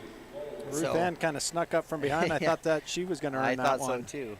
So first shot is up and is no good by Rose. She has one of their 2 buckets in this quarter. So Lyman doing another kind of a line change here, bringing in three new ones. And this is their bigger line. So they got one girl definitely over 6 foot and another girl who's right at. So we're going to be outsized for a bit. And second shot by Rose is up and is good. So 3 points for her in this third quarter. JC Owsley up to Ruth Johnson. Ruth's going to bring the ball up. Via asking her to kind of slow down, get the offense set up. JC passes it out to Cadence Bowman, misses. Oh, Ruth Ann almost got an offensive board, kind of rolls around on the ground, so it will be a jump ball. Ruthie and Cadence Bowman doing a great job of hustling there, along with Eldridge from Lyman. Looks like ball will stay with the Lady Cats under their hoop. So they're going to run a play here. Dazzlin Hunt searching, kind of gets it there into Ruth Ann Johnson. Ruth with a jump stop and a shot up, no good. Ball comes down the court now with Briley Bradshaw. Pass it up to Rose. Rose looking into Eldridge. Eldridge, jump ball there. Wow. Great defense there. They get in, get their hands in. Dazzlin and Ruth Ann both playing great defense there. I tell you, Kevin, unfortunately, the Cats are doing a good job running their offense, and their shot selection, I think, has been great, but they just cannot get the lid off that basket. Yeah, and sometimes it's just that one. Oh, J.C. Bassey kind of getting tangled up there and didn't even see the ball come in bounds, and ball goes into Rose. She gets a shot up. They get an offensive board. Rose ends up with the ball again, and she's going to take a shot again. That foul on number 24 for the Lady Cats, Cadence Bowman. That is her second. And Rose will go to the line for 2 more free throws. First one is up and is good. Pinnacle Bank scoreboard now. The Lyman Eagles have a 10-point lead at 25, and the Lady Cats stuck at 15, still with no score this second half. Yeah, outscored right now by 6, and the second one is up and is good as well. And that's really due right now to Paige Rose, with her having five of those points, 5 of the 7 points they've scored in this quarter. So J.C. Owsley bringing the ball up, going to go full court, pass it out to Cadence Bowman. Cadence thinks about a 3, but decides not to. Passes it out to J.C. Bassey. Going to get it to Cadence. Cadence is going to set up the offense. Girls are working hard inside, calling for the ball, trying to get a good angle to get it out. Passes it out to J.C. Owsley. J.C. Owsley surveys the court here, looks, passes it down into Dazzlin. And up and is good. What a great shot. I'm telling you what, Dazzlin with the post move on the far block. That's right. Drop step up and in. Yeah, it was great. And I think that was actually one of those where J.C. Owsley was feeling how hard she was working on the block, and she was like, if somebody else is, I'm going to reward them. And she passed it down in there, and it was a great shot. So Rose with another shot up, no good, gets her own rebound, passes out to Wells, and Wells with another 3. That's a second deep 3 by Wells. She's at least 4 feet behind the 3-point line. Yeah, and 2 deep, and then one just kind of 3 that you and I would take. A little more normal. Ball comes up, didn't see the ball. Ball goes off the Lady Cats, and it'll go to... they were just trying to advance it up the sideline, Kevin, and one of the Cats touched it off a Lyman player, and then we touched it as it went out of bounds. Yeah, I think that's at least the second time that I can think of that we've kind of been passing when we haven't been making eye contact, and so they're just not good communication there, and ball goes up and out of bounds. So ball goes to the Lady Lyman Eagles. Bradshaw will pass it in there to Briley Bradshaw, and she'll bring the ball up the court. J.C. Owsley playing good, hard defense on her, just kind of harassing, making it hard on her to get the ball. Oh, picked up that pivot foot, and sure enough, call a travel there on Briley Bradshaw. So, again, sometimes, you do a positive thing there on defense that you're not really going to get credit for, but that was all J.C. Owsley putting the pressure on. Good hustle defense. And J.C. will bring the ball up. J.C. Owsley will. Looking at Ina. Ina's coming to set a high ball screen.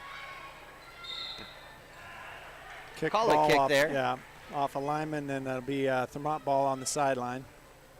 That one's always, I'm interested to always see how that play's called, because sometimes they won't call it unless there's an action of kick, and some, even if it just hits a foot. But ball does come into J.C. Owsley. Oh, a hard crossover dribble there by Dazzlin Hunt. Just got a little excited, tried to dribble over the top of somebody, and it worked. They called it. She knew as it was happening. She's like, oh, I need this to be lower. Just couldn't quite get the ball down. That's right. So Haley Blumel, she'll be bringing the ball up for the Lady Eagles. Scoreboard here shows Lady Lyman Eagles 29, Lady Cats 17. Ball is up and is no good by Gregory. Gregory gets the ball nice back. Block by Ruth Ann Johnson. Yeah, she did a great job. Got her hands on it and blocked it.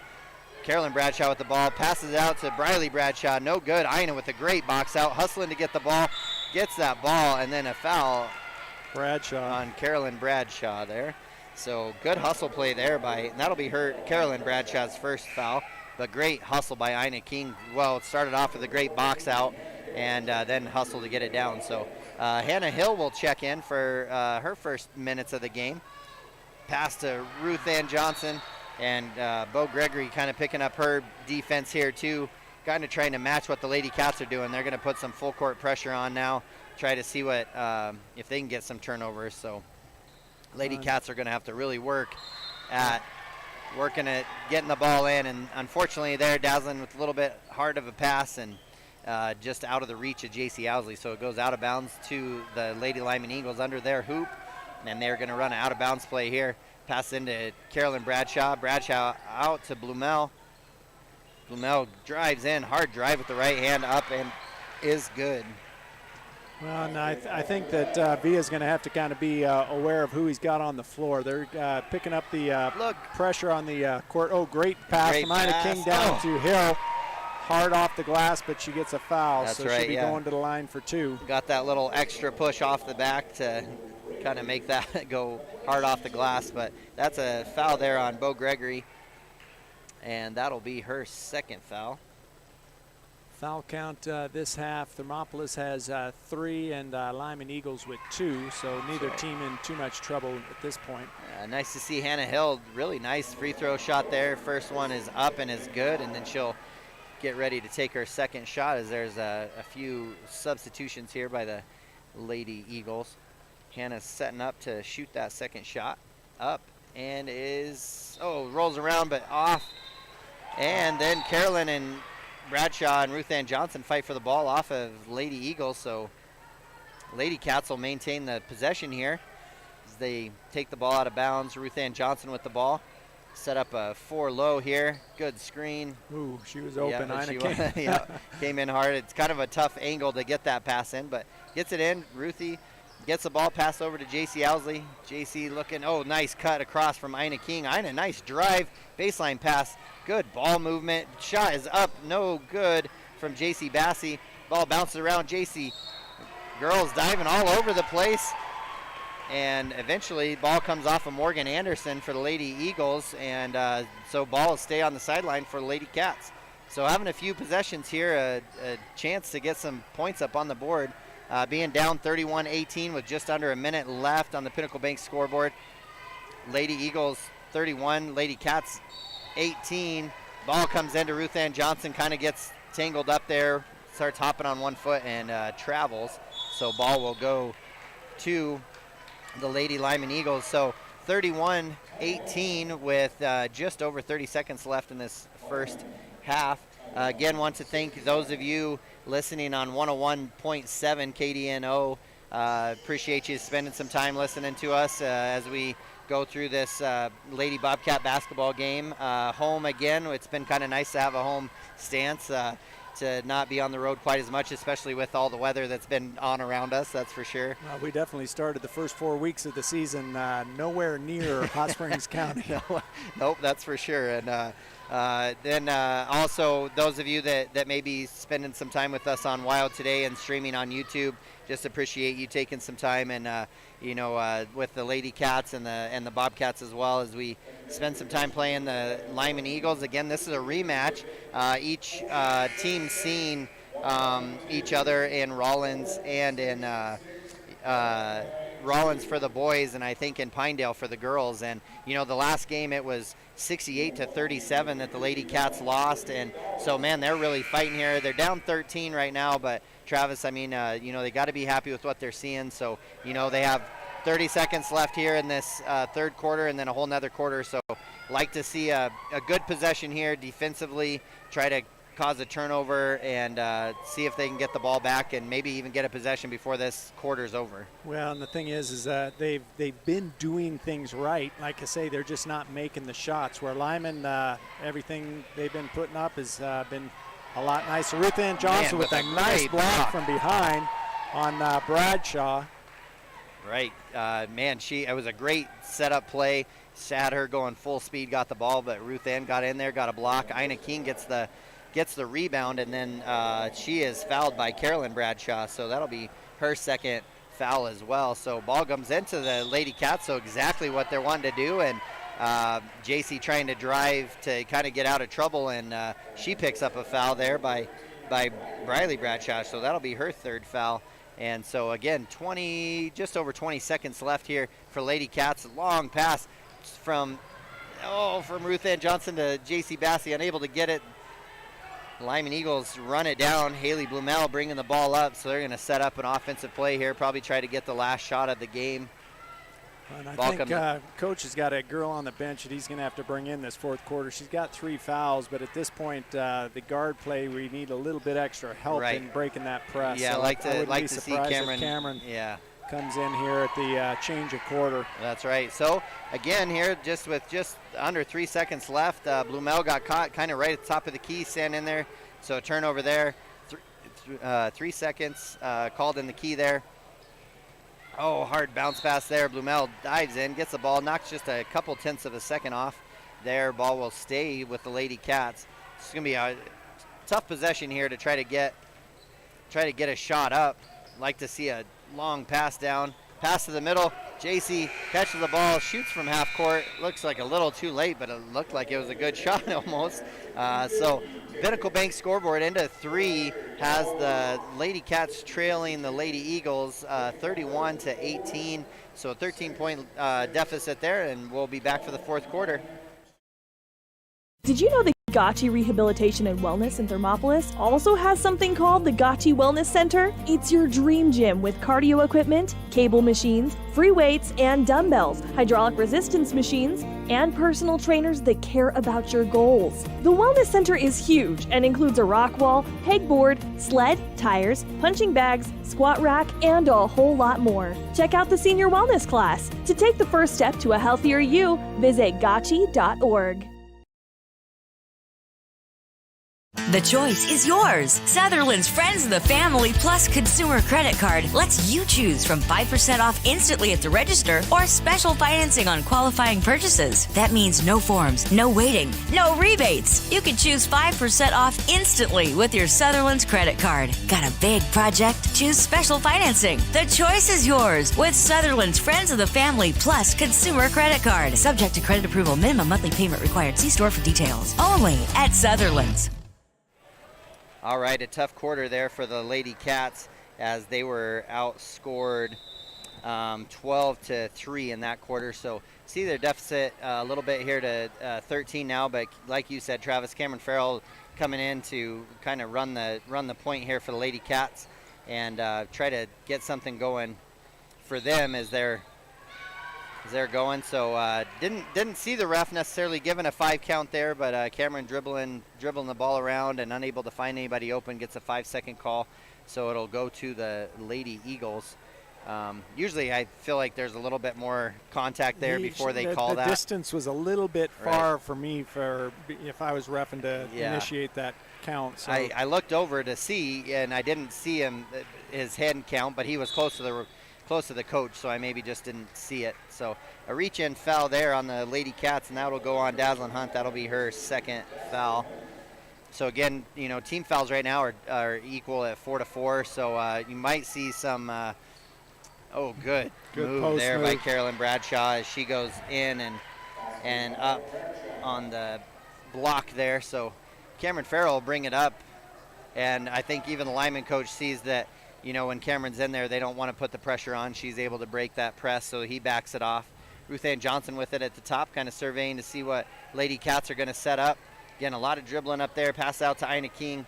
JC Bassey was open on that opposite block, but a tough pass there by Ina King to Dazzlin Hunt. Over her head, goes in to Paige Rose, and Paige Rose is going to make the shot and get a chance at an and-one opportunity here as Dazzlin Hunt hit her on the arm. So 2 quick fouls here in the fourth quarter by Dazzlin will give her 3 fouls. One of the big changes we've seen the last couple minutes of the third and the start of the fourth is the amount of dribbling the Cats are doing. The ball movement in the first 2 quarters was really good, crisp, a lot of passing, very little dribbling, and man, we are just head down doing a lot of dribbling and not moving the ball near as well. That's right, and the and-one opportunity is up and is good. So Paige Rose having a great game here. She's has 13 points here. Ashlyn Wells also having a good game for the Lady Eagles with 11. JC not able to get on the board in that third quarter, so still at 10 points for the Lady Cats. Dazzlin Hunt with a long three off the glass, no good. Blumel with the rebound and passes it up to Rose as Rose gets the ball into Wells' hands. She's going to walk the ball up and set up their offense. 6.5 minutes left here in this contest. Passes over to Briley Bradshaw. Briley looking to get it into her sister. It looks like she patted herself on the forehead, so she must have not ran the right play. Good move there by Blumel. Dazzlin Hunt came in trying to get a steal there as the ball went into the post and lost her footing. She fell down, and some help defense came over by, who came over? Oh, it's Austin Slagle who just checked in. I apologize. And so she picked up the foul. Blumel's first free throw is up and is good. And Cadence Bowman, as she checks in as well to give Dazzlin Hunt a little rest here. Scoreboard now shows 6:16 left in this fourth quarter. Lady Eagles up 38-18. So 20-point lead here. Oh, tough pass by Cadence Bowman, but Cameron able to get it. She's going to bring the ball up fast. Dribbling that in. Ooh. Nice to see. Oh, great look inside to Slagle. Ruth. Oh, tough kind of off-balance. Another one of those off-balance shots, Travis. I think she wanted to pass it and then realized there was nobody there, so she kind of had to shoot it up. So. And that's kind of the danger when you're making those jump passes. Sometimes you get into no man's land. Right. A little elevator screen there by Lyman, which is work trying to get Wells on the board. Cameron doing a good job of trying to draw contact. Shot goes up by Wells, but is no good. She gets her own rebound, passes it out. Rose ends up with the ball. Wells runs that ball down again. Carolyn Bradshaw makes it, probably in her head is probably saying finally able to get one to fall, because she's had some great looks at it, just not able to get them to fall. So a big sigh of relief for Carolyn Bradshaw. So 5.5 minutes left here in this fourth quarter. Pinnacle Bank scoreboard shows 41 for the Lady Eagles, 18 for the Lady Cats, and we will be right back after this. Ever wonder why so many babies are delivered at Hot Springs Health in Thermopolis? Could it be the exceptional prenatal care offered by our providers? Or our convenient family practice clinics located in Thermopolis, Warland, Basin, Shoshone, and Riverton? Maybe it's our new OB suites with large jetted tub, or maybe it's the place where you know you can find all of this and more. Thermopolis Hardware and Mercantile is a proud supporter of Bobcats Athletics. There's so much more than a hardware store. You'll find Ashley furniture and decor perfect for your home. There's a great toy selection, as well as tools, kitchen items, grills, and a garden section. That means there's something for everyone at Thermopolis Hardware. Don't forget to check out their variety of custom cabinets, window shading, and flooring. Hi, I'm Karen with Thermopolis Hardware. Buy local, be local. Go Bobcats! All right, and we're back here after the timeout with Lady Cats trailing 41-18. So Lyman coming out in this fourth quarter, really the second half, kind of just foot to the metal here, pedal to the metal, just putting a lot of pressure on the Lady Cats as they try to get in, and just shots not going down. Like you said, I think taking some good shots, just haven't seen it go in. So hopefully this fourth quarter they start seeing some success. A great step back and right on cue. Cameron Farrell with a great step back jump shot. I'd like to see her do that a little bit more. She does lead the team in scoring, and like to see her kind of start doing a little bit more of that. Wells to Blumel into Rose. Great defense there. Cameron ends up with the ball. Great defense. Ruth Ann Johnson. By Ruthie, yeah. And Cameron was looking to pass it up to JC Bassey. JC, man, she knows as soon as the Lady Cats get the ball, man, she flies and she's super fast. And she was going to try to get her the ball, but ended up getting fouled there by Haley Blumel. So that was her third foul. And Cameron will get the ball from Cadence Bowman from the sideline there. Cameron will dribble up towards Ruth Ann. Looks like they're going to run that same play with the little elevator screen. Pass over to Cadence Bowman. Cameron with it, kind of jumbled up here at the top, so she'll get it reset up at the top of the key. Again, a lot of dribbling, Kevin. I don't know what the change is from the first half. We were just doing so much better with the ball movement. Now we're just kind of stuck in that dribble around the top. Yeah, and I kind of feel like when you're like watching the screen, for anybody that knows, the screen is not frozen. Like, everybody is just kind of standing, and I think we have one kind of dribbling around, and shot goes up there and is no good, but Kane Bomengen ends up with the ball. Great spin dribble there. Into Slagle off the good couple of shots. Two offensive rebounds, and I think we got a push foul, so it'll give Lyman 6 fouls, Thermopolis at 6 fouls, so both teams will be in the bonus after the next foul. Right. And I mean, 3 great looks. Austin Slagle just not quite able to finish there, and then Ruth Ann comes right in and does a little tip drill there and almost had it, and so a foul there ends up being on Haley Blumel, so she picks up her 4th foul. Ruth Ann Johnson passed over to Cameron. The Lyman Eagles just did a complete line change with 4 minutes left in the 4th quarter. Not really sure. Ruth Ann Johnson from a 3-point play, nothing but net off the far side. That's nice to see that. So yeah, it's maybe we should not do the play-by-play. Just talk about the game. They seem to score really well when we're off task here. A great shot there by the Lyman Eagles. Cadence Bowman brings the ball down, gets it into Cameron. J.C. Owsley with the long 3 right over the top of Eldridge. Ruth Ann Johnson working hard. She won't get the credit for that rebound because it ended up Cadence Bowman's, but she's the one that she owned it. Yeah. Yep. Oh, nice dish into the middle. Cameron Farrell cutting down the middle of the lane was hit for an easy lay-in. That's right. A great look from J.C. Owsley, and pass into Eldridge. Eldridge goes up. I don't think she's left-handed, but they definitely like to get her in there and her drop step that way, and she must feel comfortable driving in that way. Shot goes up and is no good, and Cadence Bowman making a pretty big impact as she's come in and has hustled to get a few of those loose balls as well. So nice to see that. Cadence Bowman looking inside, misses, but J.C. Bassey ends up with it. Looks like there's a foul there on Bo Gregory. J.C. will be going to the free throw line with Pinnacle Bank scoreboard. We got a little bit tighter score with Thermopolis Lady Cats at 25 and the Lyman Eagles at 41. And so J.C. Bassey will have a chance at a one-on-one here and get her on the board as well, which would be good. J.C. does a really good job of being strong with the ball, protecting it when she does get it. So that first shot is up and is good, which is what you want when you're down like this. You want the clock stopped, points going up on the board. Just under 3 minutes left, down 15. Like to see. So cut that lead down by 5. It's good to see. Well, if we'd been playing this well the entire quarter, I think it'd be a lot closer game. Right. The last 2 minutes we've been playing really good ball on both ends of the floor. Yeah, absolutely. So second free throw is missed, but Bo Gregory ends up with the ball cutting down into the lane. She's unable to make it. Ruth Ann Johnson gets the rebound and then is fouled as well. So she'll be going for a 1-and-1.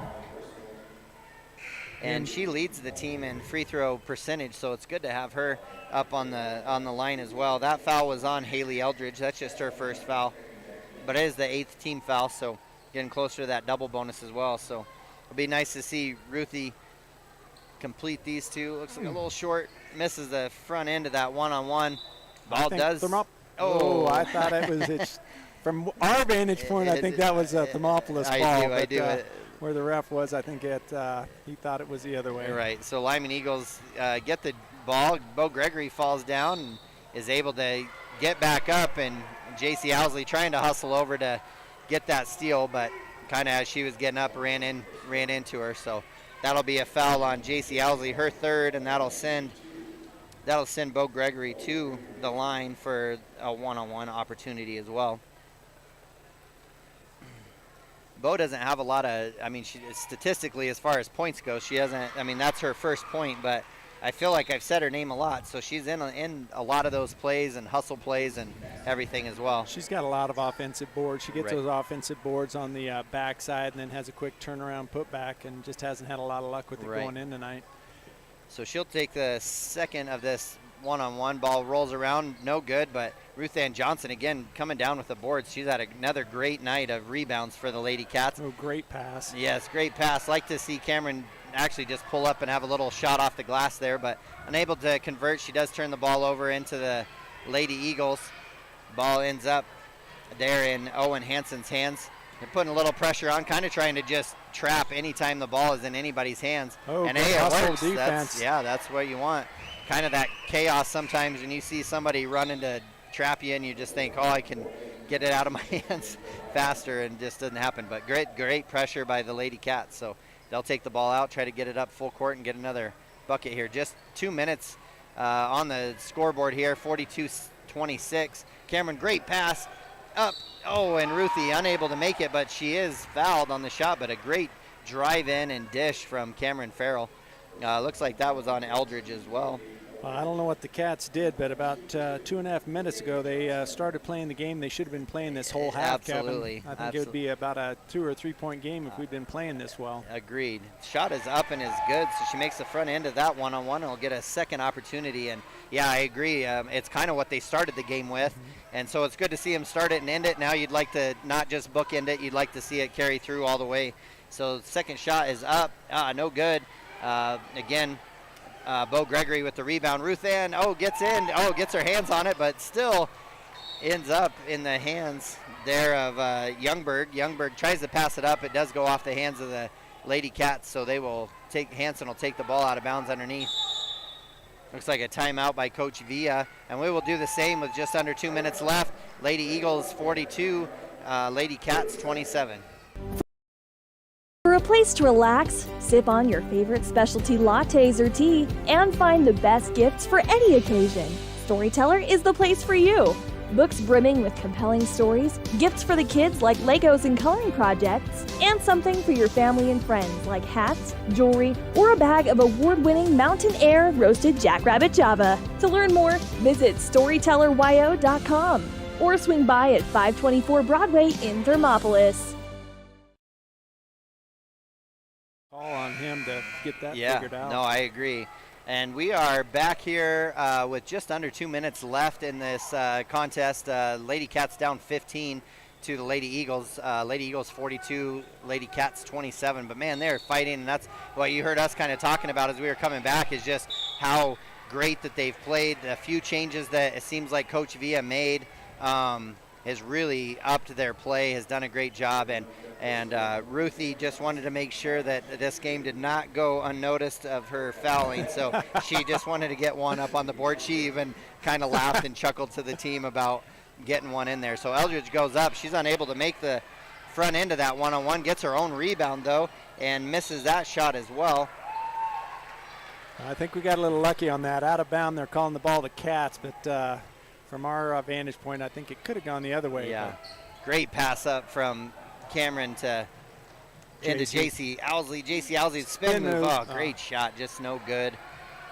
Ball ends up in Hansen's. Cameron Farrell with a good hustle play. No!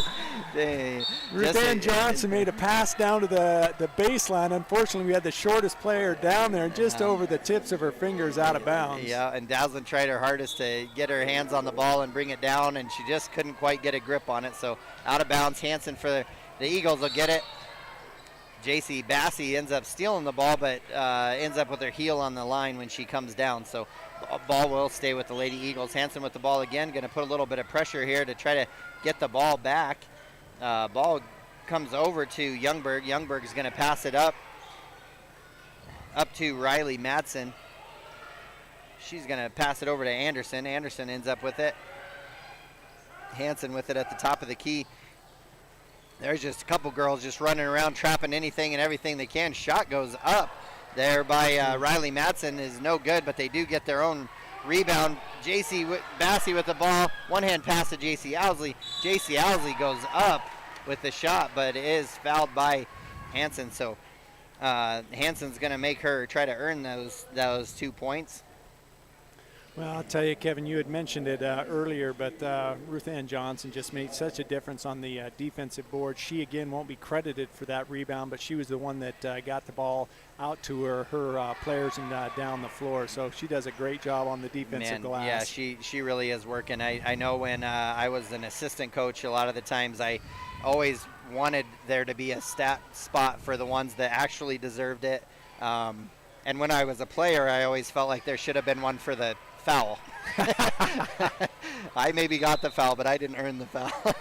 No, so Lady Cats missed the second free throw there. JC did make the front end, missed the second, and we did get another shot up, no good. But we're going to have a 30-second timeout, so we'll be right back after this 30 seconds. Brewing Company is proud to sponsor this broadcast of Thermopolis Athletics. Enjoy some of the finest prime rib around at One-Eyed Buffalo every Friday, Saturday, and Sunday. You cannot beat their menu full of mouth-watering items like the bison burger or the many different varieties of mac and cheese. Top it off with one of their locally brewed adult refreshments on tap. One-Eyed Buffalo Brewing Company, 528 Broadway in Thermopolis. All right, and we're back after the timeout. Just 45 seconds left, but I was looking. It's been a great quarter for the Lady Cats. It's really been that second and that third quarter, but this one's been an even match. The Lyman Eagles just outscoring Lady Cats 11-10. Scoreboard is 42-28, a 15-point deficit. Long pass from the Lyman Eagles into Hanson. Hanson tries to pass it in, but Dazzlin Hunt flying through and gets a steal. Hanson will reach over, and she'll pick up her third foul. So Dazzlin Hunt will get a chance at a couple free throws here at the end of the game. And as you mentioned, Kevin, the clock stopped scoring scoring points. If the Cats were shooting a little bit better from the free throw line, this would be a little more interesting game. Absolutely. But unfortunately, the Cats normally pretty good from the free throw line, haven't quite been as stellar today. No, they're just now 4 of 8 from the line, and a couple missed opportunities on the front ends of one-on-one, so didn't get a chance at that second free throw either. But no, you're right. I mean, a chance at 8 or 9 free throws in a game that's only going to be a 12-point game now, as Dazzlin is able to hit both of her free throws. So good to see that, and lots of pressure. So there, I love seeing them not give up. Great play there by both of the JCs. Yeah. Both get in there. Trap in the corner. Yeah, they do actually call that ball off the Lyman Eagles. I thought maybe it was off of JC Owsley, but Lady Cats have another chance at scoring some points. Like to see something quick here. Just going to have to try to get something up, to keep going, or have a Reggie Miller moment. All right, pass over to Cameron.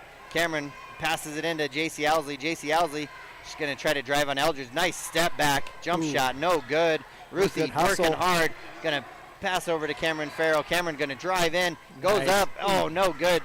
And Dazzlin Hunt hustling for the ball, and ends up Cameron and Youngberg end up kind of both on the floor. Ball goes off the Lyman Eagles, 13 seconds left, 42-30 Lyman Eagles. Lady Eagles lead the Lady Cats. Pass over to JC Owsley, pass to Cameron, and then a foul there on Morgan Anderson. So again, clock stops, 10 seconds. Not going to make up the 12 points in this time, but man, you can build off of something like this when you go and watch film and say, look at what we did in these last 4 minutes of the game. Yeah, I mean, the last 4 minutes have just been incredible. The Cats, they're playing with the same tempo, hustle, and everything that they were in that first quarter that kept them in the game with the tied score after the end of the first quarter. So Cameron misses the front end of her 2 shots. Second shot is up and no good. Just off the front end. Ruth Ann Johnson had a chance for an offensive board, but it bounced away. Just not quite able to get it. Anderson loses the ball. Pass over to Madsen there. Looks like Ruth Ann gets a little bit of a frustration foul there kind of at the end of the game. So looks like that'll be her second foul with just 0.2 seconds left. So Eldridge, she'll get a chance to put a couple more points on her stat book if she can. Shot is up and is good, so she makes the front end of her one-on-one, which is actually her first point. She's had a lot of looks at it to put it up and in, wasn't able to make it, but that's her first point. Second one is up. She felt it was missing. Ball ends up in JC Owsley's hands, and that will be ball game. So end of the game here. Again, a lot of different game than what the Lady Cats saw last time. They played really well. Pinnacle Bank's scoreboard shows zeros on the clocks, and Lady Eagles 43, Lady Cats 30. We will take a little bit of a break here and finish up with our post game of the girls game, and then give you a little heads up on the pregame for the boys. We'll be right back. 7 Lazy S Cafe and Bar in Thermopolis invites you to try the best breakfast in Wyoming. Try some of the hit dishes like the biscuits and gravy, the chicken fried steak, and the huevos rancheros. If it translates to ranch eggs, you know it'll be good. Try over 20 breakfast items on the menu. Find the kind of cooking that keeps you wanting more at 109 South 6th Street in Thermopolis. 7 Lazy S Cafe and Bar. Open Friday through Tuesday, 6 a.m. to 2 p.m. and for dinner, 4:30 to 9 p.m. Here in Wyoming, we live by the spirit of the Wild West. Now where the sun's a little brighter, where the snows that fall are a trifle whiter, where the bonds of home are a wee bit tighter, that's where the West begins. We're the bank that's with you wherever that spirit, because we're more than a bank in Wyoming. We're Wyoming in a bank. Pinnacle Bank, the way banking should be. At some point, everyone is a pedestrian. When you're driving, yield to pedestrians. Wear light clothing. Walk on a pathway instead of the road. Look out for pedestrians. Avoid distractions like your phone. Look out for pedestrians, they're everywhere. We are the Wyoming and Lady Chiefs. We need you in our stand. There are two ways to buy 4x4 gear, the expensive way and the smart way. The expensive way is when you buy a new truck or SUV and the dealer sells you the brush guard, the heavy-duty bumpers, the steps, lights, winch, you name it. He rolls it all in with your loan into your monthly payment. But here's the smart way. Shop at Wyoming 4x4, where you get expert advice from Dan, quality gear, professional installation, all for a whole lot less than you'd spend at a car dealer. Wyoming 4x4 on North Federal in Riverton. The smart way to roll. I'm Travis Winger. I'm a financial advisor with Edward Jones. And we do, I pride myself on helping people with financial planning, achieving whatever goals are most important to them. The most valuable thing you have when it comes to planning for your future is time. The sooner you start and the more detailed your plan is, the better chance of success you have. First timers are my favorite people to work with because they're hungry to learn, and coming to see me doesn't cost anything. I don't charge for appointments, I don't charge for anything. Come in, talk to me, and all you'll leave with is a little bit more knowledge than you came in with. Edward Jones financial advisor Travis Winger, 435 Arapahoe Street, Thermopolis.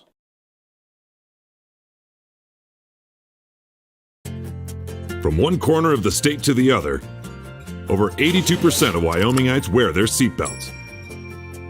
And to the 18% who don't, we say, let's buckle up for life, Wyoming. A proud sponsor of this broadcast is Bailey Enterprises. For over 50 years, Bailey has become the name you can trust. With Pit Stop Travel Centers, you can fuel up and stock up on trip snacks at locations all over Fremont County. You can also put your trust in Bailey Tire and Auto for service to keep handy for those times when your luck runs out on the road.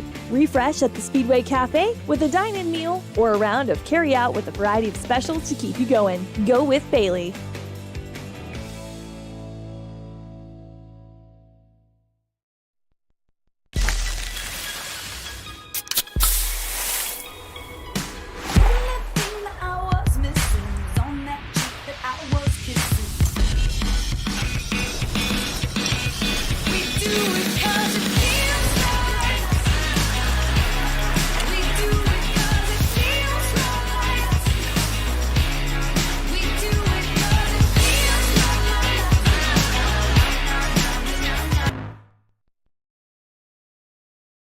Gotchi Rehabilitation and Wellness knows what it means to be on top of your game. For over 60 years, Gotchi has led the field in providing physical therapy, occupational therapy, and wellness in Thermopolis and their facilities in Worland, Basin, Powell, Cody, and Shoshone. Whether you're recovering from an injury, deconditioned, post-stroke, or just looking to take control of your health, you'll find years of dedicated experience paired with personal care at Gotchi Rehabilitation and Wellness. Learn more at gotchi.org. All right, and we want to welcome you here as we try to do our little Click It or Ticket post-game show here, and we will be presenting the end-game stats here for the Lady Eagles and the Lady Cats. The Lady Eagles ended up with 42 points here. Paige Rose led the way with 13 for the Lyman Eagles. Haley Blumel with 4. Bo Gregory had that one free throw. Carolyn Bradshaw ended up with 5. Ashton Wells ended up with 11, and Briley Bradshaw ended up with 4, and Haley Eldridge with that free throw there right at the end of the game. So, good scoring all the way across through a lot of the quarters. There was really only 4 scorers, but they kind of picked up, and a few others got their got in there. They got into a little bit of foul trouble, but nothing that really harmed them there. And so, yeah, a great scoring outing for them. And, again, most of the time with Sage Bradshaw not being there, it was good to see them try to spread the ball around, and I think a coach probably wants to see that from his girls too. So how about the Lady Cats? What do you see there, Trav? Lady Cats, Kevin, we talked about it early. We had 9 points in the first quarter, 6 in the second, then we had a drought with only 3 in the third quarter, but in the fourth quarter we had 12 points, and the distribution was much better the second half than the first half. Dazzlin Hunt ended the game with 4 points. JC Bassey had a front end of free throw.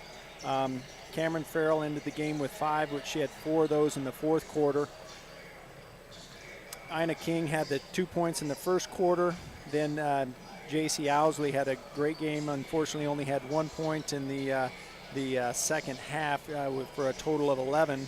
But then Ruth Ann Johnson came on nicely with a total of 6, and Hannah Hill rounding out the group with 11. So overall, saw some great things at the first quarter, ended the game fantastically the last 4 minutes. So unlike you, it'll be a good thing to move into tomorrow's game, where they have another tough game against Mountain View's actually ranked 3rd in the state for 3A. So that'll be a little interesting. Right, yeah, and it'll be a tough game, and both these the Lady Eagles and Lady Buffalo both are good coming from that corner of the state coming up. So yeah, it'll be a tough game for them, and we'll see tomorrow a little bit earlier games. The Lady Cats will play at 11 right here in Thermopolis as well. So it'll be good to see that game as well. So we want to thank One Eye Buffalo for our post-game stats there, and going to kind of fly off the handle here a little bit with just some of our players of the game. I think the Papa Murphy's player of the game, that really, J.C. Owsley, I mean, she came out and just fired right off with scoring a lot of points, really keeping them in that second quarter when they were struggling to score.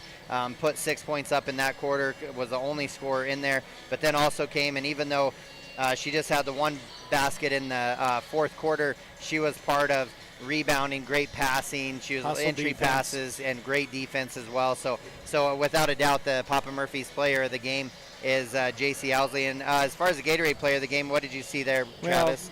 Gatorade player of the game is somebody I think who's there every single game, giving it 100%. We've seen some real big strides in regards to the foul count, only ending up with, I thought was only going to end up with 1 foul, ended up with her second foul with 0.2 seconds left in the game. But Ruth Ann Johnson came in and just scored 6 points, but her presence on the defensive boards and the offensive boards, just you can't argue that. No. I mean, she just, without her, we would be in big trouble. Right. And she's not going to be credited probably with 50% of the things that she does because she's punching the ball out or knocking it out, but she is a huge part of why we were in that game. Yeah, absolutely, and it was good to see her, respond well. Also, came off the bench last week and then came in and then started this today only with 2 fouls, kind of one more of a frustration one when the game was kind of out of reach at that point. So congratulations to our Papa Murphy's player of the game, J.C. Owsley, and our Gatorade player of the game, Ruth Ann Johnson. So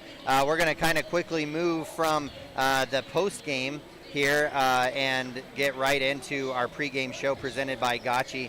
And again, they saw each other earlier in the season. And what do you have here for some keys to the game presented by Edward Jones and Travis Winger? Well, with the keys to the game, before we get into that, their last game they also played on the 6th of January with the Thermopolis Bobcats coming out with a score of 48-42. If you look at the numbers in that game, they were definitely to the advantage of Thermopolis with 33% versus 22% on the three-pointers, 37 versus 32 on the two-pointers, 65 versus 44 in the free throws. But I'll tell you, when you look at the boys for the year, their numbers are nearly identical. Thermopolis on the three-point percentage for the year is 26%. Lyman is 26%. Two-point percent, Thermopolis is 40, Lyman is 43. Free throw percentage, 60 for Thermopolis, 66 for Lyman. And you look at the points per game, the rebounds, assists, and turnovers. I mean, they're within 1 or 2 numbers each one. So on the paper, Kevin, this is a very evenly matched team. Now, when we come to keys of the game, you and I were talking before, I don't really know what to say. Coaches, as you kind of mentioned, in kind of an identity search, trying to figure out the group that's going to give him the best chemistry on the floor. So we're seeing a little bit different starting lineup this week. But what was your thought about the kind of the tale of two halves last game? Right. I mean, so they came out the last time they played, and the Bobcats just came out on firing on all cylinders, played really well, ended up with a 19 or 20 point first half lead, went into the locker room, came out, kind of ended up playing pretty flat. The Lyman Eagles were able to bring it within single digits. I think the Bobcats only scored 3 points in that quarter. And so then when the game was all said and done, it was only a 6-point game, and it really kind of came down to a few final possessions and stuff. So we definitely saw a tale of two halves for sure in that. And so, yeah, I mean, this identity, you know, of just trying to find it. I mean, look, what it really matters is at the end of the season, you know, all of these games, yeah, they work to get you positions in the conference and everything as well, but ultimately it comes down, you want to be playing your best basketball with your best players when you're going into a tournament. I think today we're exactly a month away from that tournament, that regional tournament, and so, you know, one of these teams might end up being somebody we see. You want to, you know, show them the best parts of you, and so yeah, the boys are going to come out and they're just going to, you know, have to play hard. So those are the Edward Jones keys to the game. And as we continue the Gotchi pregame show, we'll talk about the Sutherland's starting lineup. For the Lyman Eagles, we have number 2, McCoy Smith, number 3, Brigham Fans, number 4, Carter Bradshaw, number 11, Gage Nielsen, and number 23, Braden Bradshaw. For the Bobcats, like Travis said, we have a little bit of a difference here. 0, Jet Longwell, who's been in the starting lineup a number of weeks here. He'll start out. Number 12, Cord Simmerall as well. Number 15, Dell Dukes is going to give another start here. Number 20, Zach Hasty, who's a freshman, will be starting for tonight. And then also another freshman, 32, and proud dad standing right next to me, Cody Bomengen, will be getting a start as well for the Bobcats. So yeah, a little bit of a change here, but you know, something good to see. You know, see how they come out firing, see if they can get some chemistry going to start off. I'm gonna assume that there's probably going to be a few little bumps here to get it started, but it's really understanding how to handle that, go through it, and go from there. One thing we got to remember is Corbin Simmerall, he's been a huge part of this team the last couple of years, and unfortunately last game he sustained a season-ending injury, so we won't be seeing him other than his presence rooting on the sidelines. So right, just kind of remember that. Absolutely, and just lots of prayers for him as he goes in, and we'll have surgery soon and recovery for him as well. Just lots of thoughts and prayers with him, and he's always a good energy guy too, and so I hope he's able to continue that and do that from the sidelines, because having the energy on your bench is always good too. So Lyman Eagles had the ball in the tip-off. Shot was up by Braden Bradshaw. It was no good. Ball ended up off of the Lyman Eagles. Bobcats with the ball. So Dell Dukes has the ball. Pass it. Tries to look down and passes a little too hard and high over Jet Longwell. So looks like they're going to not do the press here to start off this quarter here. Maybe try to get a little of the starter nerves underway and get going here before that press comes out. So looks like Jet has the tough task of guarding Braden, who comes in at 6'4", extremely athletic kid. Ball does get tipped around there. Cody Bomengen. Cody Bomengen does a great job there. Good long pass up to Cord Simmerall. Cord goes up for the shot, is no good, but he did get fouled. So that foul was on Carter Bradshaw. So the names for the weekend were actually really easy when, you know, lots of Bradshaws out there, but they're doing a good job. They play really well. They're a great family. Front end of the two-shot foul is off the back of the rim for Cord Simmerall. So substitution there, Gavin Shumway in with 45 seconds into the game. So Gavin Shumway will come in for Dell Dukes. Second shot is up and is no good. Braden Bradshaw will come down with the ball, passing it far up the court there to Nielsen. Back to Bradshaw. Nielsen will try to drive down, 15-foot jump shot up and is way off. I don't know if that got tipped there by Cody Bomengen or what. So it looks like, again here, Jet Longwell with the rebound. Foul's going to looks like that one was on Braden Bradshaw, and that was also one of the things that worked in the Bobcats' favor last game, is they got Braden Bradshaw in foul trouble really early and fast, and looks like they're going to do a substitution change here as well right away and get Caleb Smith in after that foul, maybe trying to save him from getting too many fouls right away. Gavin Shumway with the ball, pass over to Zach Casey. Zach Casey will bring the ball up, looks to pass it over to Gavin Shumway. Screen and roll here with Cody Bomengen. Great roll there by Cody.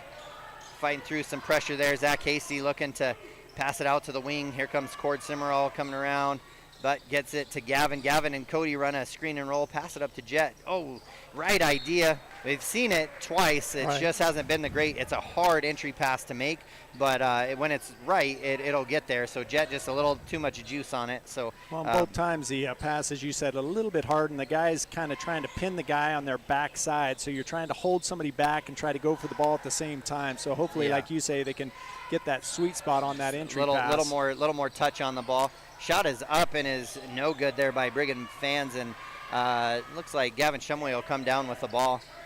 We either need to take a little heat off the pass, or we just need to find a couple guys that can dunk off the baseline. And either way, that'll work great. Court Simmerall with a long three, no good. Pass does go into Caleb Smith's hands. Pass it over to Smith. Smith, a great scorer and not afraid to shoot the ball as well. He had a really good game against the Bobcats last time they met as well. Well, Smith averages 13.5 points a game, so between he and Bradshaw, they score over 50% of the points for the team. That's right. And Caleb Smith, he goes up for the shot, was unable to make it. So there's a McCoy Smith and a Caleb Smith. McCoy's the guard, Caleb is the post player. Pass over to Cord Simmerall. Ooh, passes up. Great opportunity to pass up that screen. Cord did a great job. Number one, he was really patient. I think I've seen that with the Bobcats more than anything. Sometimes they get too antsy and they take off waiting for that, or not quite waiting for that screen. Cord waited for Jet to come over that time, and as soon as he saw his defender cheat, he took it to the rack, got fouled on it, so he'll have an opportunity at 2 free throws again. First shot is up and in. All right, so finally someone's on the board here with the Bobcats leading 1-0 with 5:22 left. So Zach Casey will come out and McCoy Longwell check in. We said Pinnacle Bank scoreboard 5:22. Thermopolis Bobcats 1, Eagles 0. So both teams kind of coming out a little bit flat. Lyman does have 3 fouls against the Bobcats. So Cord will get another opportunity here. That foul was on number 20, Caleb Smith, and that was his first. Second one is also good. So Cats take the lead to 2-0. All right. So Cats, now we have that pressure coming out. That's right. So see here. Oh, got him dragging that. Oh, 10 second call. All right. I thought maybe they were going to catch Herdsman there with his drag in his foot, but already could have gone either way. Yeah, it really could. And so we're already seeing a number of the JV players there for Lyman coming in and playing, which are always going to give them a lot of minutes. So McCoy Longwell with the ball, he's going to bring it up the court. Passes over to Cord Simmerall. Cody's doing a great job of. Oh man, he just sealed it right there, and I think that pass was going to be the right one, and they got their hands on it. McCoy Smith gets the ball, passes it up to Bradshaw. Bradshaw not able to get it. With a great defensive board. Right, long hard pass from Gavin Shumway. I don't know. Maybe he needed Del Dukes down there for that pass. Del Dukes catches it all, but now it goes off the hands of the Lyman Eagles. So McCoy will take the ball out. Gavin Shumway with the ball here, and he's going to pass it over to Cord Simmerall. Cord looking, Jets working hard on the baseline there. Good steal by McCoy Smith, getting his hand in there on Cord. Cord going to hustle back. Now almost poked it away himself. All right, gets the ball over to Cord Thomas. Not only do their numbers add up really closely, but there's a lot of similar names too. I've got it. Yeah, we got some Cords and McCoys, and so. And I think that's Cody Thomas, actually. So is it Cody or Cope? Oh, Cope. Yeah. I think it's Cope. That's just C-O-P-E. Yep, that's just my handwriting. Yeah, I have the doctor's problem. Can't read my own sometimes, but you must be standing too close, rubbing off a little bit. Yeah. Ball comes out to Lyman. Lyman will pass it into McCoy Smith. Gavin really just right inside there tough. Caleb Smith gets the ball. Oh, good entry pass. That's the pass we've kind of been looking. Exactly. Passes it in. Bradshaw, Carter Bradshaw with the bucket. So Lyman's first bucket ties it up 2-2 with just 4 minutes left in this first quarter. So both. Nice move again by Cord. Takes a cut baseline, wide open layup. Well, I guess we can just keep hoping that Lyman forgot that he's left-handed and just have them keep cheating on that screen. So McCoy Smith again running the offense here. Looks into Caleb Smith, gets it, passes it over to Cope Thomas. Passes it over to Herdsman. Deep three there by Smith. Brody Potter checked in with a long rebound. Great rebound there too. And again, what you want to see from your big man, not only go up and get it, but then keep it up high, not bring it down low for anybody to go get it. And ultimately it led to Caleb Smith reaching in, and he's picked up his second foul, I believe. And that'll be his second foul, so fourth team foul. So Lyman having a number of kind of substitutions here. Yeah, they're kind of playing the substitution game like we did a couple weeks ago. Yeah, it looks like he's already got 9 of his guys in the game so far. Zach Casey getting ready to check in the ball game as well. Cord Simmerall with the ball. Great screen by Cord. Just great off screen the by Cody front of the Bomengen. rim. Cord Simmerall drives down the middle. He's had a couple great looks. Like to see him finish those, but man, a great screen by Cody Bomengen. Cody's doing a great job in the screen game. Entry pass in there. Brody Potter ends up with it. Pass up to Cody. Cody passes the ball up to Cord. Pull-up jumper from the side. Oh, no, that's kind of his sweet spot, too. That's is. a great shot for him. Unable to convert on it, so Lyman brings it down. Brigham Fans brings it over, passes it over to Herdsman. Herdsman with a deep three, missed it. Gavin with a great high rebound. Feeling pressure here from Herdsman, but he's going to drive it up. Oh, no one steps over. Yikes. Shot goes up. Oh, and well, I'm not sure. He called an offensive and a block. He did. Yeah, so I saw the offensive call, but okay. So they did end up calling it on. Yeah, it's an offensive call. Gavin takes the ball all the way down the middle of the key. Great move, but at the end there was 2 guys who were stationed there, and unfortunately he knocked one of the 2 over. If he was bowling, it wouldn't have been a bad run. But absolutely. Pinnacle Bank scoreboard shows Bobcats leading 4-2 over the Eagles. We have a quick timeout. We'll be right back. Did you know the Gotchi Rehabilitation and Wellness in Thermopolis also has something called the Gotchi Wellness Center? It's your dream gym with cardio equipment, cable machines, free weights and dumbbells, hydraulic resistance machines, and personal trainers that care about your goals. The Wellness Center is huge and includes a rock wall, pegboard, sled, tires, punching bags, squat rack, and a whole lot more. Check out the Senior Wellness class. To take the first step to a healthier you, visit gotchi.org. All right, and we're back after the timeout with the Bobcats up 4-2. Not a lot of scoring going on here. It's been a pretty fast-paced game. Some shots have gone up. Good hustle. 2.5 minutes left here in this first quarter.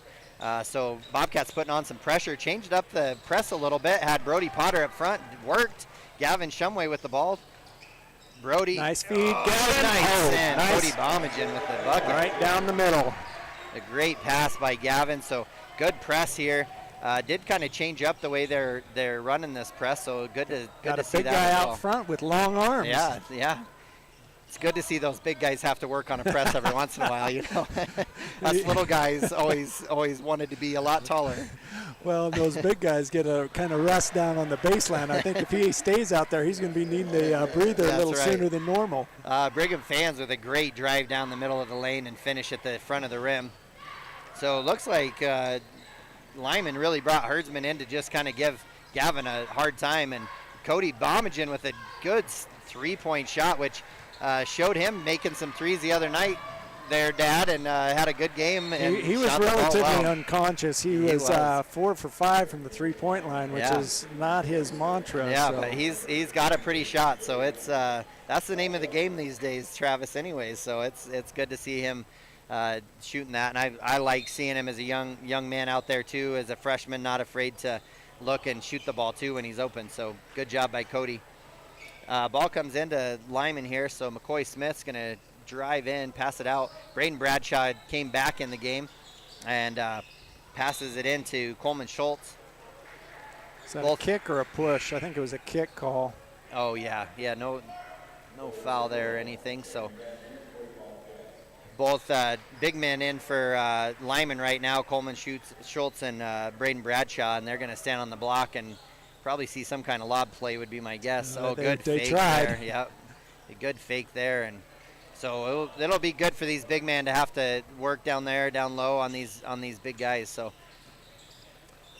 pass out to Braden Bradshaw. Braden's going to set a screen and roll for Smith. Cord almost getting it. Gavin getting his hands on it. Ball rolling around. That'd be a travel. They're going to call a travel there as he got the ball, slid across the ground. So turnover there by McCoy Smith. Pinnacle Bank scoreboard. Thermopolis still leads 6-4 with 55 seconds left in the first quarter. That's right. Zach Hasty handling the pressure really well there. Doing a good job. It's good screen and roll. And McCoy Longwell drive in. Kind of had both options open on that one, and that was good. And there's McCoy, man, just hustle play all the way around. And two Lyman Eagles flying to the floor on the sideline. I'm not sure what the call was. Do you see? I think McCoy was out of bounds when he touched the ball, so it was off the Bobcats. So Lyman Eagles will bring up the ball. McCoy Smith with the ball in their hands, setting up the offense. Brigham fans will get the ball, looking for Cutter. Schultz will have the ball, looking inside to Braden. Nothing there, so they're going to set it back up. McCoy Smith sets it back up, trying to get Schultz to come and set a screen and roll for him. He passes on that, takes a deep three, and good. 4 points behind, or 4 feet behind the arc. That's right. It's the Curry effect, and shot is up and is good. It's a good shot, so we don't need him catching fire by any means. Good screen and roll. Gavin with the pull-up three, no good. McCoy almost gets the ball. McCoy Smith gets that rebound. Throws up a long shot. Looks like Gavin got his hand on it for a block. So Pinnacle Bank scoreboard, not a lot of scoring in this first quarter, but pretty even game. Thermopolis Bobcats 6, Lyman Eagles 7. We have a minute break here before the second quarter starts, and we'll be right back. The choice is yours. Sutherland's Friends of the Family Plus Consumer Credit Card lets you choose from 5% off instantly at the register or special financing on qualifying purchases. That means no forms, no waiting, no rebates. You can choose 5% off instantly with your Sutherland's credit card. Got a big project? Choose special financing. The choice is yours with Sutherland's Friends of the Family Plus Consumer Credit Card. Subject to credit approval. Minimum monthly payment required. See store for details. Only at Sutherland's. Ever wonder why so many babies are delivered at Hot Springs Health in Thermopolis? Could it be the exceptional prenatal care offered by our providers? Or our convenient family practice clinics located in Thermopolis, Warland, Basin, Shoshone, and Riverton? Maybe it's our new OB suites with large jetted tub, or maybe it's the place where you know you can find all of this and more. Thermopolis Hardware. All right, and we're back here for the start of the second quarter. Looks like we're going to have Hadley Johnson check in for the first time in the game, along with Cord Summerall, Zach Hasty, McCoy Longwell, and Gavin Shumway. Gavin's going to bring the ball up and pass that ball in over to Zach Hasty. Zach goes up. Ball is no good. McCoy Longwell with the rebound. Ball to Gavin. Gavin long three, no good. Rebound there by McCoy Smith. McCoy passes the ball out to Braden Bradshaw. Braden into Schultz. Great hands by Schultz. Hadley Johnson making an impact with a big block by the big man. He does a great job. Ball ends up in Zach Casey's hands. Oh, they're going to call an over and back. That's a tough one. I still am going to say that in all the years I played basketball, it's a rule that I maybe still don't understand, but I think it's because he was in the air. Yeah, so technically he hadn't created or defined presence in the front court. Technically, his body apparently was not across the line because he left in the air. So over and back call there. Ball goes into Braden Bradshaw. They're looking for a lot of high-low action here. Pass into Braden. Cord trying to knock the ball away there. Over to Fans. Fans pass into Braden Bradshaw. Oh, offensive foul. So Hadley Johnson, man, coming in again. He was our Papa Murphy's player of the game last week, just coming in and making a big impact off the bench, and again coming in and doing a great job. Has a block shot and now drew the offensive foul as well. So Schultz ends up picking up that offensive foul as he was trying to post up. Zach Hasey passes the ball in. He's going to bring it in. Not a lot of pressure, just kind of more of a slow you down and man-to-man, but Zach definitely good ball handler. Great pass in. Great entry pass there as well. And then they get a block on Cord Simmerall. Return the favor. That's right. Hadley had a great pass from Zach and then passed that into Cord. Cord gets blocked. Tried to drive baseline there, and looks like when he stepped back to take off, he stepped out of bounds. So, actually, I think he drug his foot. Oh, did he drug his travel? foot? Oh, called travel. Okay, gotcha. So McCoy Smith's going to bring the ball up now. The Lyman Eagles are not one that they don't want to push the ball. They're not one to really go for fast breaks. They really are comfortable in the half court. They run with a lot of patience, and so it's a lot different ball than we're used to watching based on how the Bobcats play, because they want to get shots up quick. Shot is up and is no good there by Fans, but an offensive board. I apologize. Carter Bradshaw missed the shot. Fans got the offensive board, missed it. McCoy Longwell at the rebound. Turnover there by Cord Simmerall over to Braden Bradshaw. And then ball goes out of bounds, looks like off of McCoy Smith.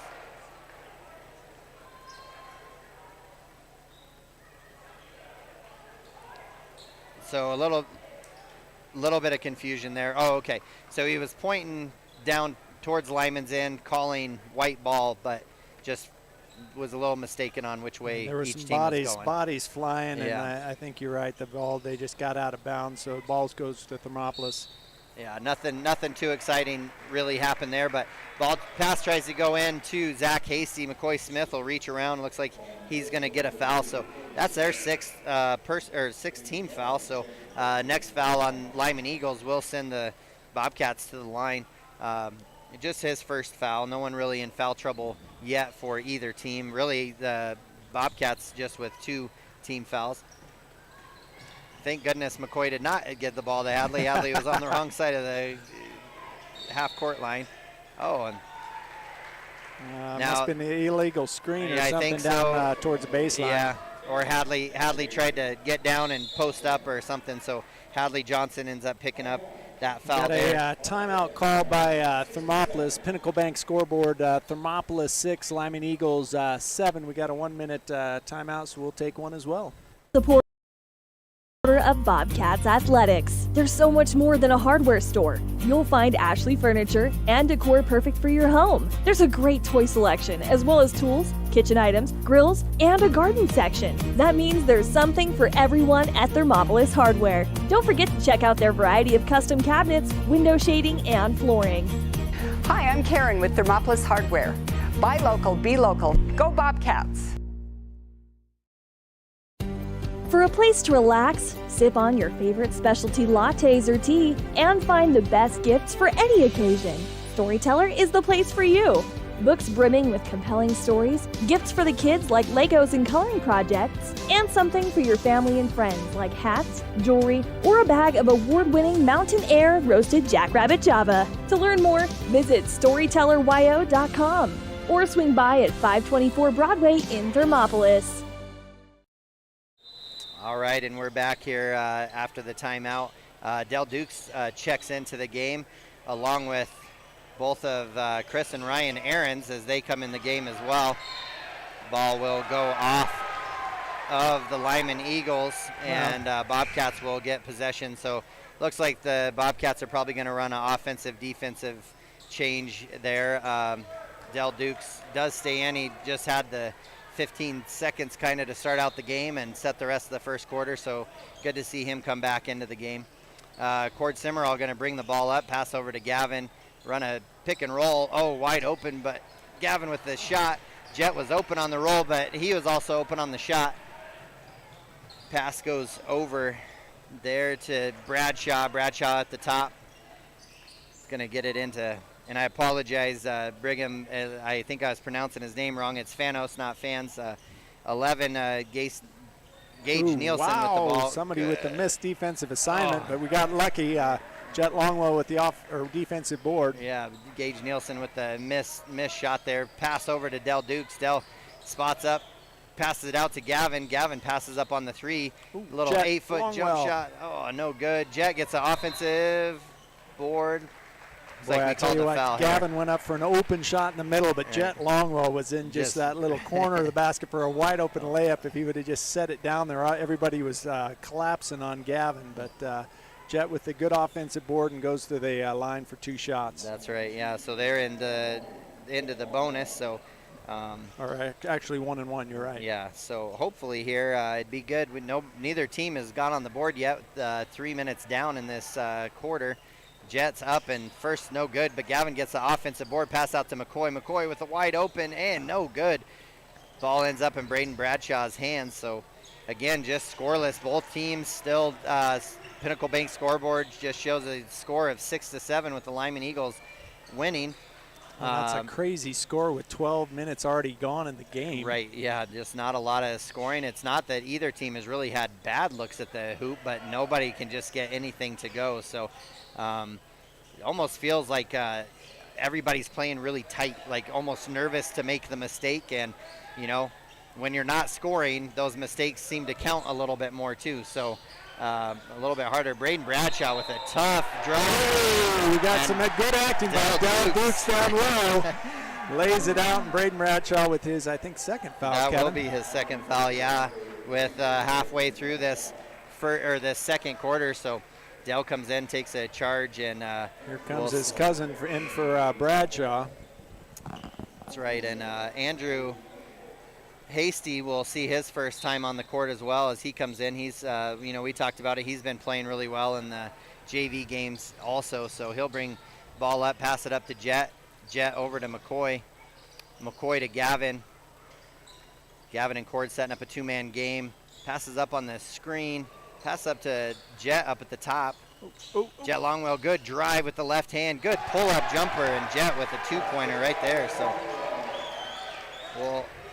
we'll thank him for making up for the missed free throw on there, and first buckets in the second quarter for either team. So Jet gets us that lead, that 1-point lead, 8-7. Jet steps in, gets a steal after a forced pass there by Carter Bradshaw, and then ball gets poked away and ends up back in Lyman's hands. So McCoy Smith gonna run a 2-man game with Schultz. Almost hooked a little bit. Yeah, sure did.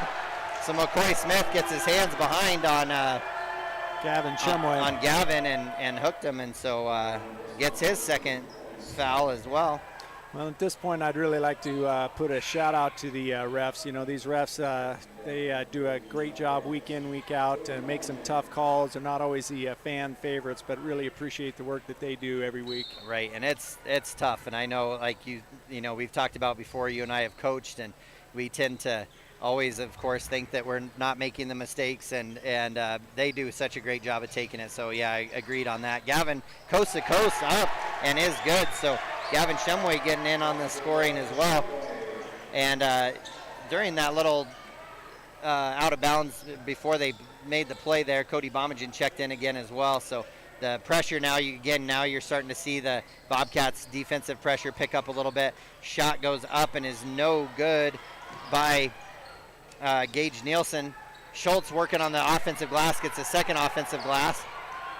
Looked like he maybe pivoted a couple extra times. Yeah, but I was going to say, I don't know how he didn't get some suitcase work out of that. Right. Working a 2-man game as well. Very similar offenses here as well. Ooh. Shot goes up and is no good by Fanos.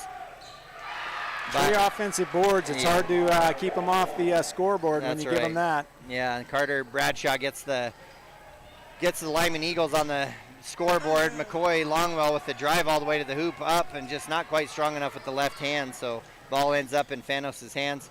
Great steal by Gavin. Gavin tries to pass it away. McCoy Smith with an up and under move, no good. And Cord Simmerall comes down with the ball. Pass out to Gavin. Looking like the Bobcats are really wanting to run here. Oh, Gavin looks like he thought he maybe rolled his ankle, but I think he might be all right. Nervous. Pass over McCoy Smith with a shot up and is no good. A pass from Fanos, a nice pass there. Looks like he got hit on the head though as he went up for the shot, so McCoy Smith will get a chance at 2. Foul on Andrew Hasty, his first foul. Foul count, Lyman Eagles 9, Thermopolis just has 4. Pinnacle Bank scoreboard shows score now. Thermopolis 10, Lyman 10 with 1:52 left in the second quarter. First free throw up and was good. For McCoy Smith. Second shot is up and is good as well. So they will take the 1-point lead, 11-10, and they'll sub him out. So both teams running a flurry of substitutions in and out. Almost each dead ball, one or both teams are putting somebody in. Cody Bomengen with the ball, dribbling up to Cord Simmerall. Zach Casey, hard pass over to McCoy. McCoy driving in, loses the ball. Ball ends up in the hands of Herdsman. Herdsman passes it up and I don't know if that was a pass or he lost the ball and was just fortunate enough that his teammate was right behind him. And Schultz ends up getting the benefit of it. Shot goes up, another turnover, pass up, and no and one there for Kais Herdsman, but he will get an opportunity at 2 free throws. Well, and Andrew Hasty trying to play catch up, unfortunately a little too aggressive. He gets his second foul, so Thermopolis now at 5 fouls, Lyman at 9. Herdsman on the line. First shot is up and no good. And no good there by Pinnacle Herdsman. Bank scoreboard, Lyman 13, Thermopolis 10. We got some change. Hadley Johnson came in for Corey Longwell, and Gavin came in for Drew Hasty. Andrew Hasty, yeah. So Schultz will come out of the game as well. Now second shot is going to go up for Herdsman and is off the back of the rim. No good. Cord Simmerall with a great defensive rebound there. Gavin Shumway bring the ball up. Long pass over to Hadley Johnson. Hadley, good. Great way of catching it. Almost was going to shoot the ball. Got on his tiptoes. Good pass, though, up to Gavin as he was trailing over to Zach Casey. Zach loses the ball there. A little bit of pushing there. It looked like, it might get, this game looks like it might be getting a little bit chippy here with just a minute left in the first half. 10-13, Lyman Eagles are leading, have the 3-point lead over the Bobcats. Going to run a high post play here. Hadley Johnson looking at the high post there, missed him with Cord, almost traveled but didn't. Gets it over to Zach Casey. Zach Casey with the long three, no good. High up rebound there by Carter Bradshaw. Passes it up over to Cope. Cope does not get the ball, misses the shot, goes out of bounds. Hadley Johnson contesting that. For a low-scoring game, there seems to be a lot going on. Yeah, well, there's definitely not a lack of effort. But, no, for sure. The scoring shooting percentages of both teams are going to be somewhat abysmal this half. Right. Pass over to Hadley. Hadley wide open three. Johnson a little bit long. Good-looking shot, but no good, so rebound comes down there to Cope. Cope will pass it now over to Fanos. 9 seconds left in the half. Gonna have to hurry and run a play here. Dribbles it over, gonna drive in. Little bump there, by Gavin. I thought it looked like he kind of hip checked him, but he did. Kind of got him on his back foot. I think had he just been normally playing and going, he probably wouldn't have seen that, but he tried to take a step back and it kind of bumped him back. So. Well, fortunately, it was on the ground, so with us only having 6 fouls, they'll stay out of bounds rather than on the line. Right. So we fell asleep. We fell asleep watching the sideline. They threw the ball up and over for a catch and put back. And I tell you what, Carter Bradshaw had some quick and high hops off of that too, and got that shot right up, which is a great play with just no time really left on the clock. So Pinnacle Bank scoreboard at the end of the first half shows Thermopolis Bobcats 10, Lyman Eagles 15. We will be right back as we then enter into our Hot Springs Health halftime show. We'll be right back. One-Eyed Buffalo Brewing Company is proud to sponsor this broadcast of Thermopolis Athletics. Enjoy some of the finest prime rib around at One-Eyed Buffalo every Friday, Saturday, and Sunday. You cannot beat their menu full of mouth-watering items like the bison burger or the many different varieties of mac and cheese. Top it off with one of their locally brewed adult refreshments on tap. One-Eyed Buffalo Brewing Company, 528 Broadway in Thermopolis.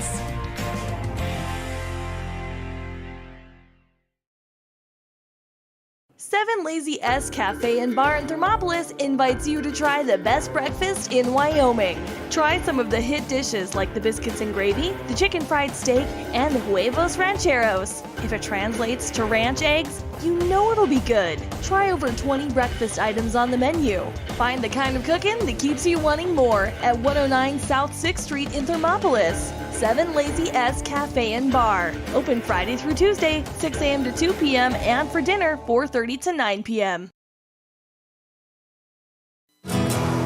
Here in Wyoming, we live by the spirit of the Wild West. Now where the sun's a little brighter, where the snows that fall are a trifle whiter, where the bonds of home are a wee bit tighter, that's where the West begins. We're the bank that's with you wherever that spirit, because we're more than a bank in Wyoming. We're Wyoming in a bank. Pinnacle Bank, the way banking should be. At some point, everyone is a pedestrian. When you're driving, yield to pedestrians. Wear light clothing.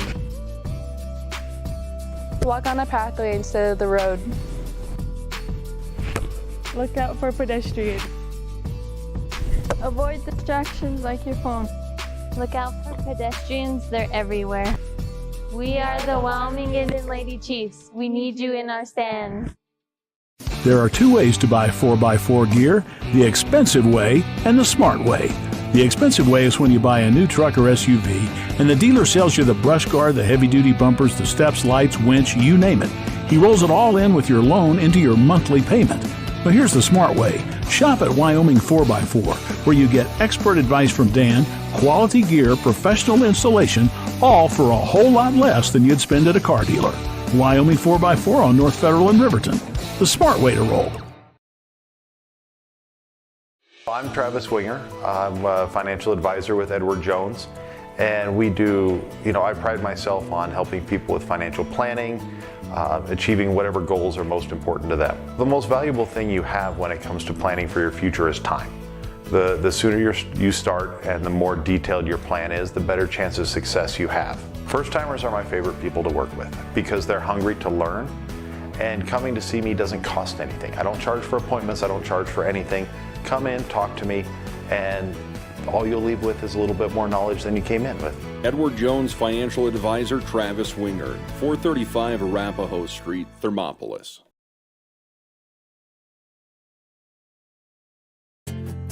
From one corner of the state to the other, over 82% of Wyomingites wear their seatbelts. And to the 18% who don't, we say, let's buckle up for life, Wyoming. A proud sponsor of this broadcast is Bailey Enterprises. For over 50 years, Bailey has become the name you can trust. With Pit Stop Travel Centers, you can fuel up and stock up on trip snacks at locations all over Fremont County. You can also put your trust in Bailey Tire and Auto for service to keep handy for those times when your luck runs out on the road. Refresh at the Speedway Cafe with a dine-in meal or a round of carry-out with a variety of specials to keep you going. Go with Bailey. All right, welcome to the Hot Springs Health Halftime Show. And Travis, as we kind of look back to the keys to the game that we had presented by Travis Winger and Edward Jones, as you look back now at those notes, how do you see we're faring after the first half? Well, we talked about the identity search, and the coach, I don't think we're quite there. The chemistry is still a little bit rough. Shooting percentage isn't where a coach would want it. But I will give him credit. He is at least exploring. He's not trying to stick with some that are not having success. He's exploring a little bit and doing some okay things there. Some of the other things I think in regards to keys for the second half, number one, we got to keep up the defense intensity. We've created some turnovers and some nice opportunities on the transition game. So if we can continue to do that offensively, I think we need to, continue to try to be patient, maybe a few more passes, get that defense, a little bit more behind. Cord, I think, has been doing a good job creating opportunities both for himself and others, but the rest of the offense feels a little bit unsure, or like you mentioned earlier, almost afraid of making a mistake. Right. And I think it's hard to play with that kind of a feeling where if I make a mistake, I might be out, so do I want to take this or not? The other piece is we're losing the battle of the boards. You know, on the defensive end, they're getting some 2 and 3 shots with a couple of offensive boards, and then offensively, we're only getting one. Right. I think Coy Longwell or Jet Longwell had one offensive board, but other than that, we really have not been doing a very good job offensively. So I think for the second half, those are some of the things from my perspective. I think. What do you think? Yeah, and I mean I agree with all of that, and I think you know, it's just crazy that when you start looking at a 5-point game when it's 10-15, that all of a sudden how much the little things really start mattering, and so they're really going to have to focus on every single possession, you know, because when shots are falling, it's easy to kind of go, okay, we'll get the next one, but when all of a sudden every possession starts feeling a little bit more, you have to recognize, like, how do I not tense up, how do I just play loose, and things like that. And I think that was where some of the passes at the beginning, some of the missed shots, that came up because there was just some tensions, you know, or a little bit of feels there. Right. Yeah, insecurity. Yeah, it's a great way to put it, you know, of just not being able to quite finish shots. So, yeah, I mean, stuff that they're going to be able to work on here, and, yeah, hopefully see some shots go down and things like that, work hard on the boards, because they definitely, I mean, size-wise, they have a couple guys a little bit bigger, but really other than that, I mean, we match up pretty good, and hustle-wise, you know, are flying around as well. So as far as that goes, as we continue the halftime, the Hot Springs Health halftime show, let's look at the stats for the game. And the Lyman Eagles, again, not a lot of scoring going on, but McCoy Smith does have 5 points for the Lyman Eagles. Brigham Fanos, he has 2. Carter Bradshaw has 6. And Coleman Schultz has 2. And that adds up to our 15 points that they have. And so, you know, a tough game there. A few of the boys have 2 fouls. McCoy Smith, Caleb Smith, and Braden Bradshaw all with 3 fouls. Carter Bradshaw, Gage Nielsen, and Coleman Schultz all with just 1 foul. So as we move forward, you know, that might start playing into it. Again, seeing how it's kind of an interesting call, you know, that's going out there. So it seems like a pretty tight called game. So they're not going to be able to play with a lot of physicality out there as much, I think, as it's been being reffed at this time. So with that, that's kind of Lyman Eagles. What do you see there with the Bobcats? Well, with Thermop, it's not a very long conversation. We have 4 players who have points. Cord Simmerall has those 2 good baseline moves for two baskets, 4 points total. And then we have 3 players with 2 points each, Jet Longwell, Gavin Shumway, and Cody Bomengen. In regards to fouls, we have 2 of us with 2 fouls, with Andrew Hasty and Gavin Shumway, and then Hadley Johnson has 1. So foul-wise, we're in a pretty good position if we can continue to keep that defensive intensity up. But as you mentioned, we just need some improved confidence on the offensive end. Right. Yeah, and I'd like to see them come out, and, you know, they really seem to fly around and seem to get that energy when they can start causing some turnovers. And I know that's an emphasis that Coach Corpening wants, is starting off with defense. So yeah, it would be good to see us kind of get them to start playing our game, because right now we've really been playing Lyman's game of slowing it down and half-court games. And when that happens, you have to be super disciplined and passing the ball around, passing up a good shot to create a great shot, and all of those things have to happen. I'll try to think of a few more cliches if I can along the way, but I mean, all of those things have to happen in order to get going. So we'll keep going forward with that, and thank you again to One Eye Buffalo for our halftime stats, and we'll be visiting them again at the end of the game as we finish up. And again, with just a few seconds left with the Hot Springs Health halftime show, again, want to thank all of our sponsors as we go through, as this wouldn't be possible without them.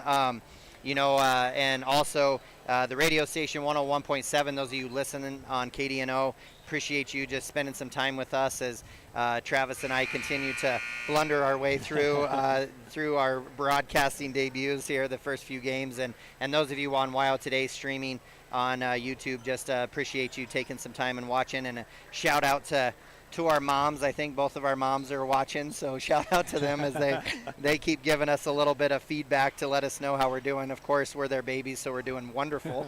But that kind of frees us up for the halftime show, and we will move forward with this second half. So McCoy Smith will bring it down for the Lyman Eagles as they start off with the ball, looking to try to set a back screen to get Braden Bradshaw going here in this game as well. Both Braden Bradshaw and McCoy Smith are their leading scorers, but neither one doing a lot on the scores. Not a lot of anybody is. So long shot there, and they start off Carter Bradshaw with a 3 to start off the game. And again, like we talked about, when it's a low-scoring game, a three-pointer even creates that much more distance. So hopefully we'll have a lid off the top here too, and start getting some points up on the board too. Cord Simmerall with the ball. Long 3. Zach Hasty trying to get in there and get a rebound, unable to get it. Carter Bradshaw brings the ball down, gets it into McCoy Smith. Gavin almost was going to go for a steal there. Yeah, and an offensive foul. That was a good take by McCoy. Or was that? Yeah, that was Coy Longwell in the middle of the key, set up perfectly to take that charge. Yeah, so McCoy Longwell takes the charge from McCoy Smith. So, again, getting him into foul trouble. Again, good for the Bobcats there. That's his third foul, and again, one of their leading scorers. Pass goes into Cord Simmerall. I like that press breaker a lot. Yeah. Works really, really well. The big guys coming up, getting the pass, and then the guards streaming by for the outlet. Zach Hasty, nice drive up and no good. Everything but in. Oh, and then they're going to call on the rebound. I think Bradshaw kind of pushed him, so Thermopolis ball out of bounds on the baseline. Zach Hasty, a good position there. Yeah, went up and went to go get the ball, got a little push from the back. It looked like the Lyman coach appreciated that one too much, but foul nonetheless. Good cut there by Zach Hasty. Gavin setting up, wanting a screen and roll with Cord. He's going to pass on this screen. Pass over to Cody Bomengen at the top. Nice pass. McCoy Longwell gets it on. Oh, good.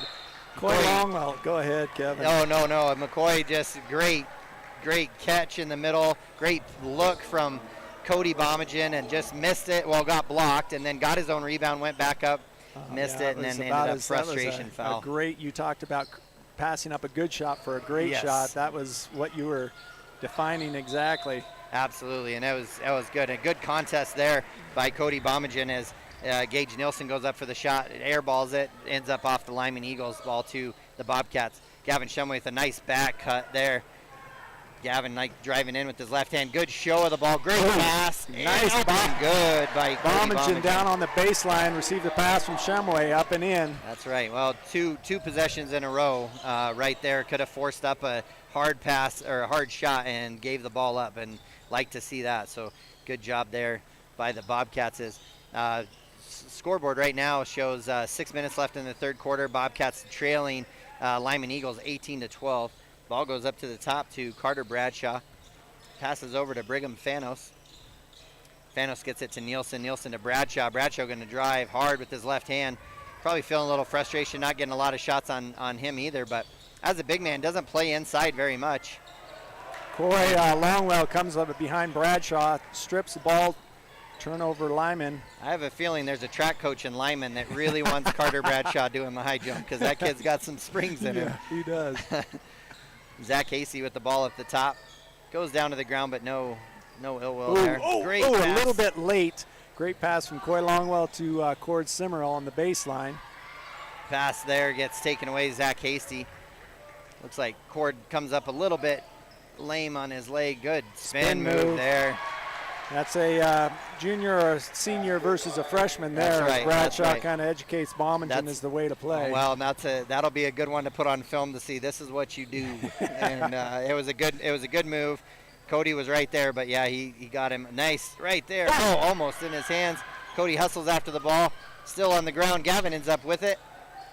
Good hard pass over to Cord to McCoy. McCoy gets it over there. It's gonna nice hard pass into Cord Simmerall.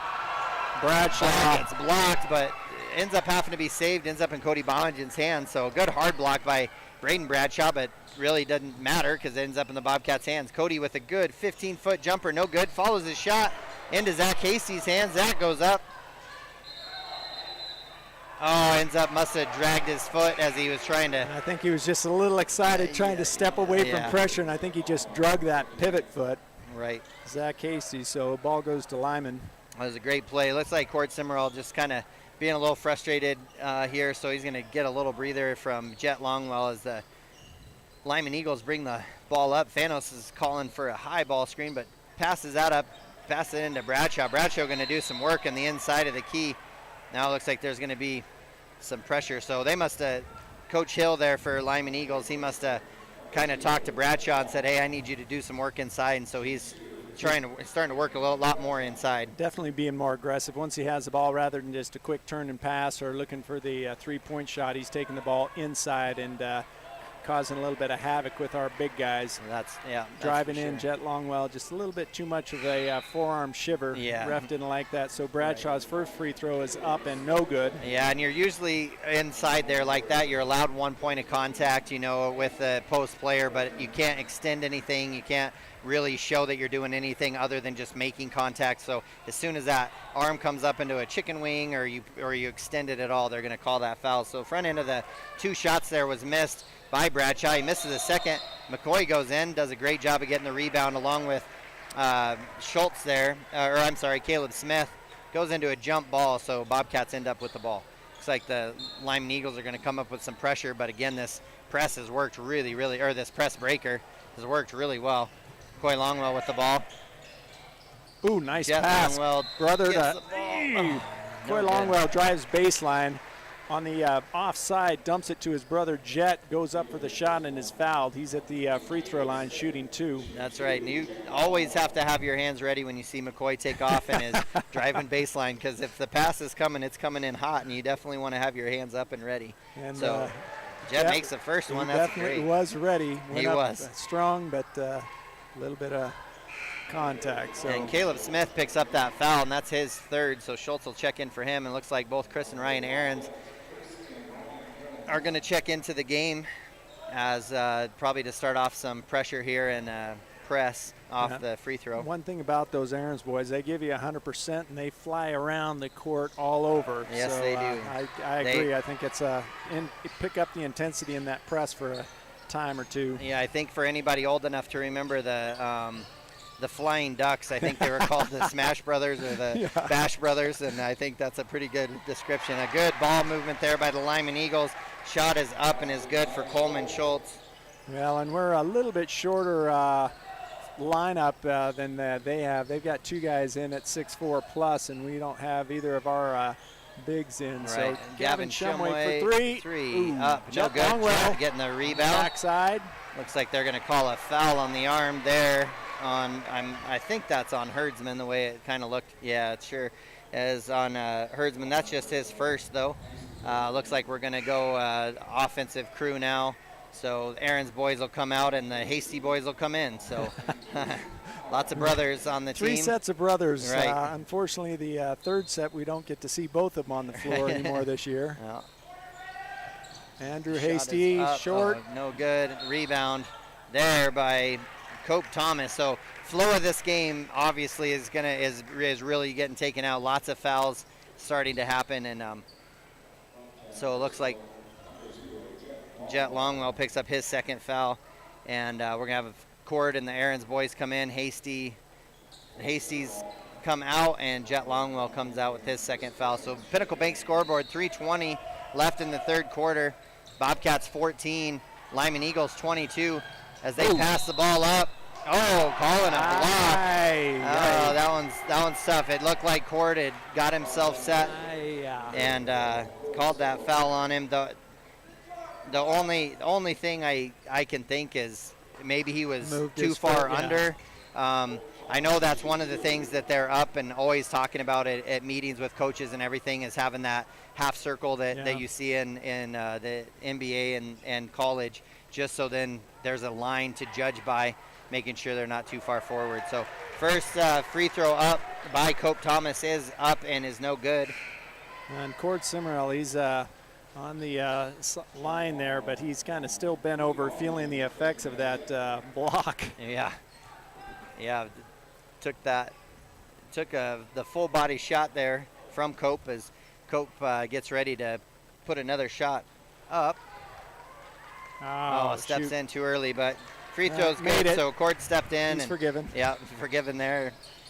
Gavin Shumway with the ball, looking to move the ball up. Bobcats trailing 23-14, 3 minutes left in the third quarter. Up to Cody Bomengen. Great pass to Jet Longwell. Jet goes up. Up and good. Longwell, nice shot from the block. It's a tough shot to make and didn't use the glass. So as a coach, you go, but then you're thankful it goes in. So he dropped it right in, and good shot there. It's like Fanos is going to bring the ball up, pass over to Bradshaw. Bradshaw down into Herdsman. Herdsman drives baseline, kicks it out to Fanos. Fanos over to Thomas. Thomas too strong on the shot. Jet Longwell. Yep. Great rebound. Over to McCoy. Longwell in the corner. McCoy long. Oh, great save there by Cody Bomengen. Pass out to Cord Simmerall. No good there. Get another rebound by Cody, but as he fell, tried to kick it out. Ends up in Herdsman's hands. Passes the ball out to Bradshaw. Bradshaw just decides to set it up. Gives it to his cousin. Gets it there and that's knocks actually it down. Thomas. Thomas, yeah. So he knocks down the three. So a 10-point lead now for the Lyman Eagles. They come down 26-16. Cord with another three. Knocks one down. Cord Simmerall from the near sideline three. So we got a quick 30-second timeout here by Coach Corpening as the shot goes down. 26-19, Lyman Eagles lead the Bobcats, and we will be right back.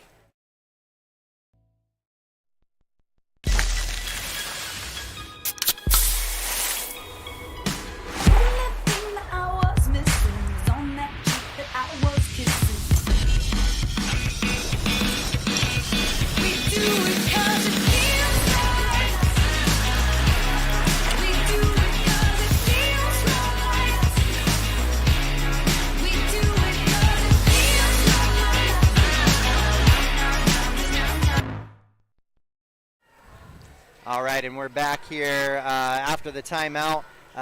Just under 2 minutes left here in the third quarter. Bobcats down 26-19. Being outscored in this quarter right now, 11-9. But again, a good quarter here of some scoring now going on. Not a high-scoring game, being 26-19, but Lyman will get the ball after the made shot and timeout by the Bobcats.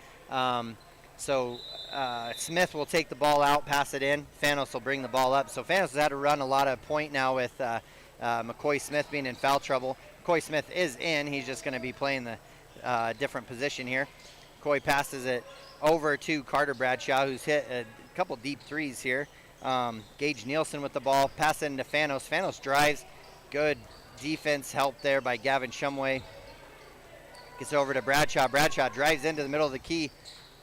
Bobcats playing a good, kind of just in tight on the man-to-man. McCoy Smith with a really short three-point shot there, and as McCoy and Fanos are both running in for the rebound, it looks like they call a push by McCoy Longwell, so that'll be 2 on him as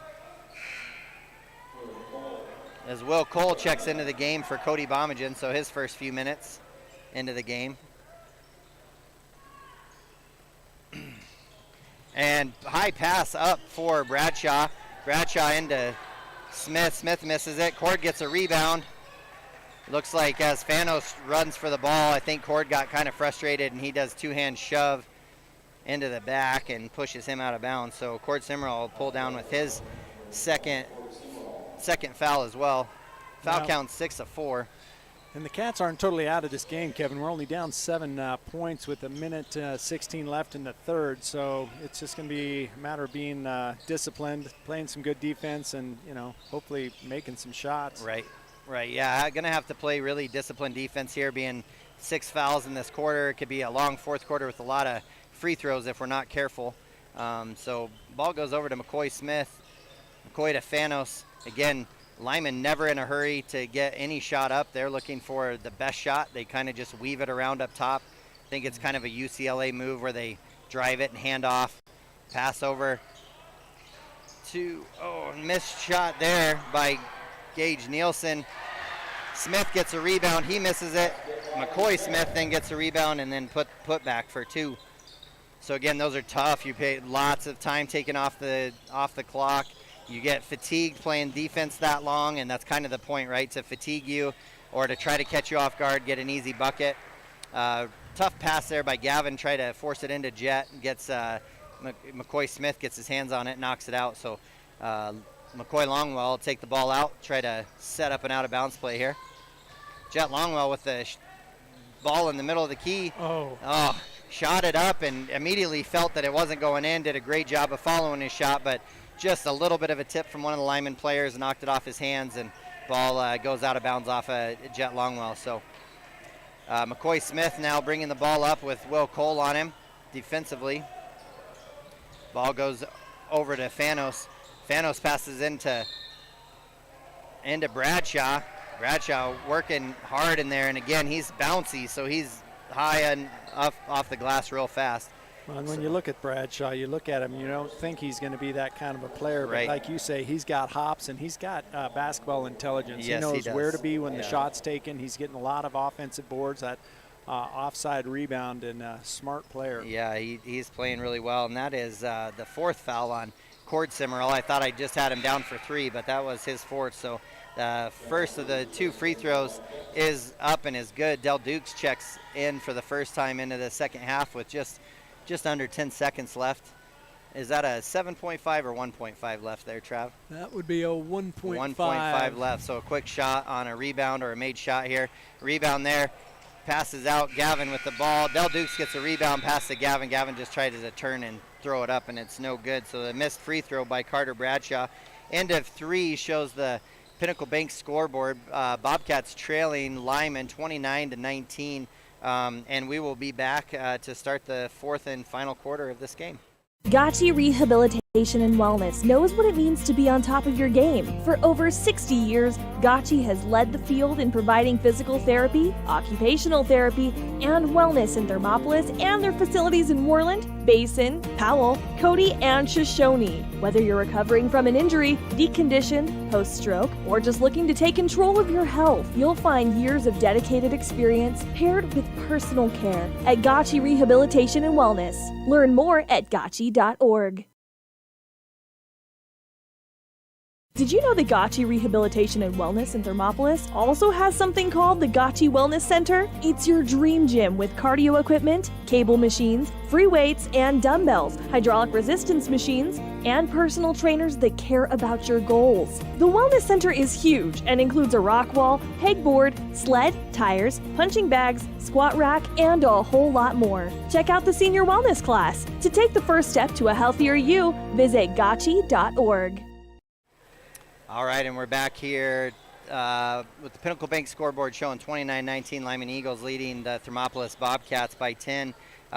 Being outscored there in the third quarter 14-9. So Bobcats going to have to come out and really kind of put on it. You know, got to start chipping away at this lead. Lyman, again, they're not somebody to rush anything or do anything. So good hard pass in there from Bradshaw to Bradshaw.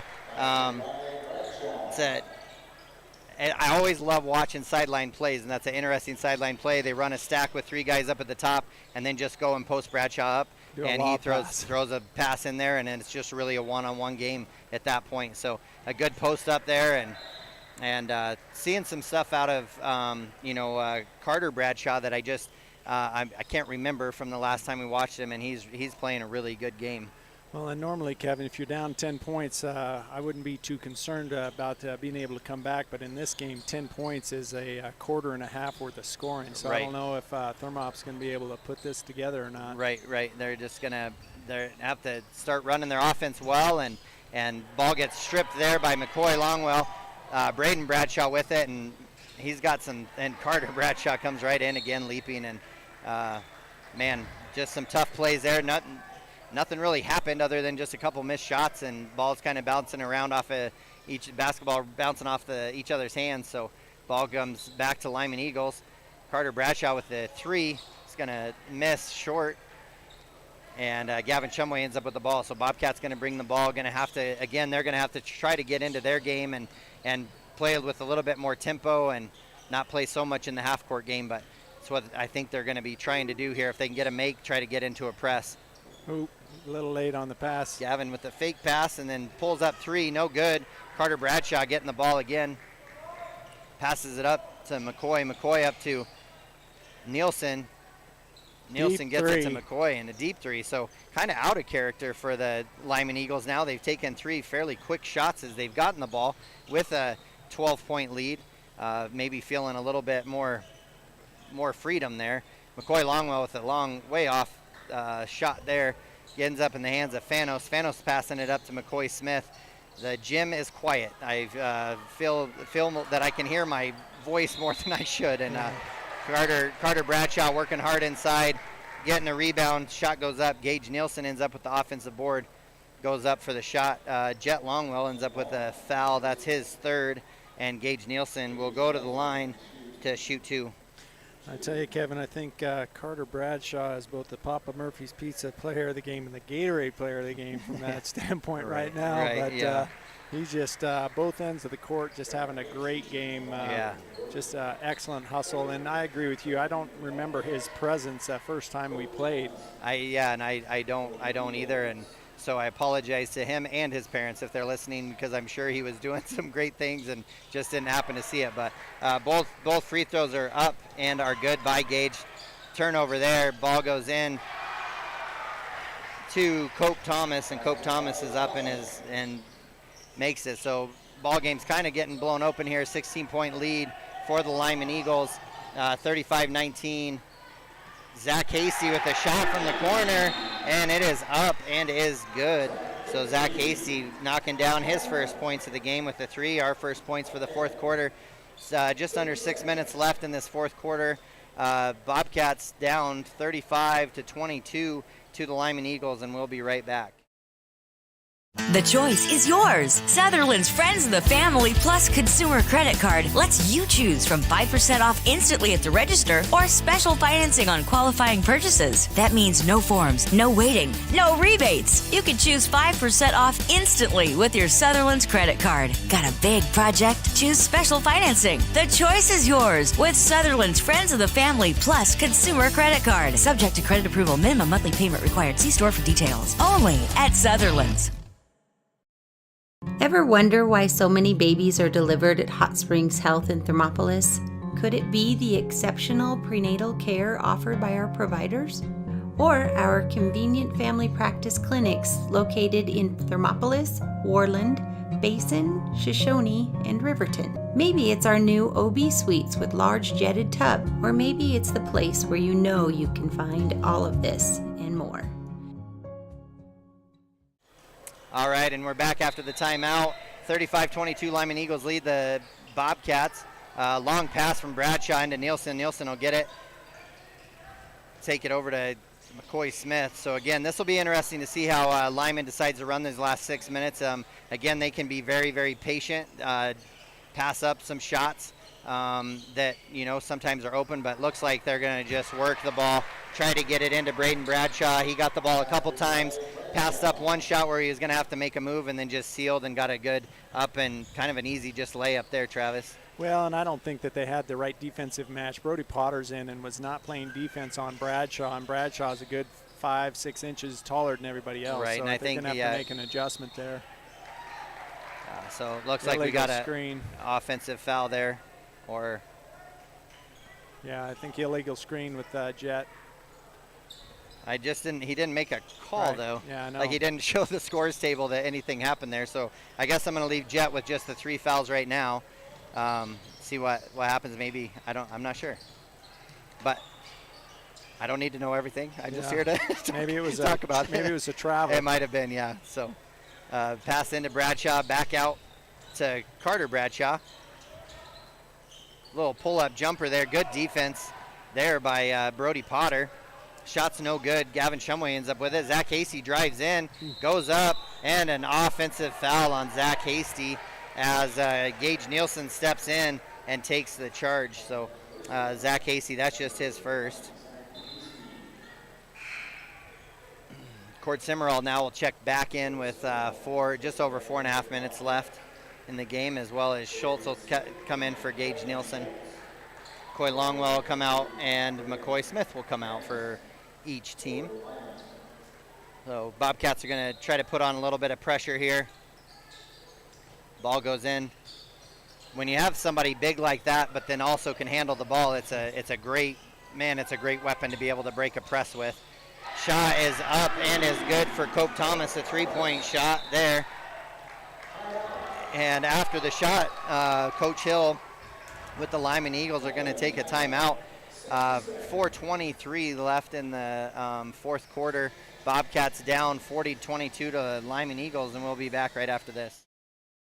Thermopolis Hardware and Mercantile is a proud supporter of Bobcats Athletics. There's so much more than a hardware store. You'll find Ashley furniture and decor perfect for your home. There's a great toy selection, as well as tools, kitchen items, grills, and a garden section. That means there's something for everyone at Thermopolis Hardware. Don't forget to check out their variety of custom cabinets, window shading, and flooring. Hi, I'm Karen with Thermopolis Hardware. Buy local, be local. Go Bobcats! For a place to relax, sip on your favorite specialty lattes or tea, and find the best gifts for any occasion, Storyteller is the place for you. Books brimming with compelling stories, gifts for the kids like Legos and coloring projects, and something for your family and friends like hats, jewelry, or a bag of award-winning Mountain Air roasted jackrabbit java. To learn more, visit StorytellerYO.com or swing by at 524 Broadway in Thermopolis. All right, and we're back after the timeout, 4.5 minutes left. Ellis Weber checking into the game for the first time. Bobcats trailing 40-22. Ellis bringing the ball up, gets it over to Zach Hasty. Ellis, freshman for the Bobcats. Pass into Cord, ends up in Brody Potter's hand. Pass it out, down low into Jet. Jet with a tough turnaround jumper, no good. Ends up in Braden Bradshaw's hands. He passes it up to Fanos. Fanos over to Smith. Smith gets it, kind of three-man game here.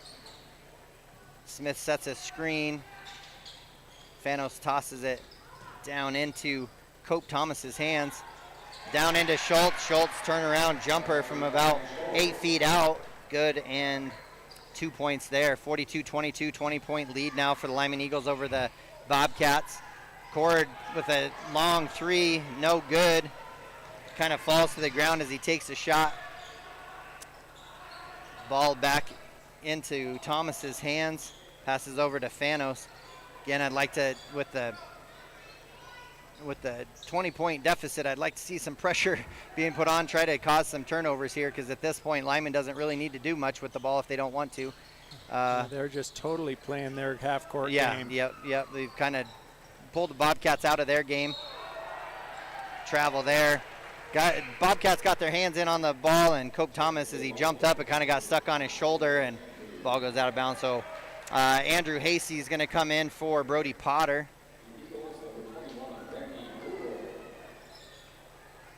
And Andrew Hasty will bring the ball up. See, dribbles up full court, pass over to Ellis Weber. Ellis to Zach Hasty. Good pump fake there. Zach with a pull-up three, short, goes in. Cord Simmerall with a good rebound there on Caleb Smith. Ball goes up, bounces around, no good. Caleb Smith with the rebound there. If that's on Cord, that'll be his fifth. Yep, it's Cord. So it sure is. So that'll be 2 minutes and 44 seconds. Cord will be taking his position on the bench. Right, and then Caleb Smith will go to the line for the one-on-one, or actually 2 shots as Bobcats are in double bonus. Del Dukes will check in for Cord Simmerall here. So with Del starting, not seeing the court as much as, and Zach as well, both not seeing the court a lot as starters, but again, just trying to find some type of chemistry there. Shots are going to go up here for Smith. First one is up and no good as it bounces around off the rim. So Coach Hill there with the Lyman Eagles is going to sub in some of his bench players here. Moen, number 10, and Wyatt, number 24, will be checking in and playing for the Lyman Eagles.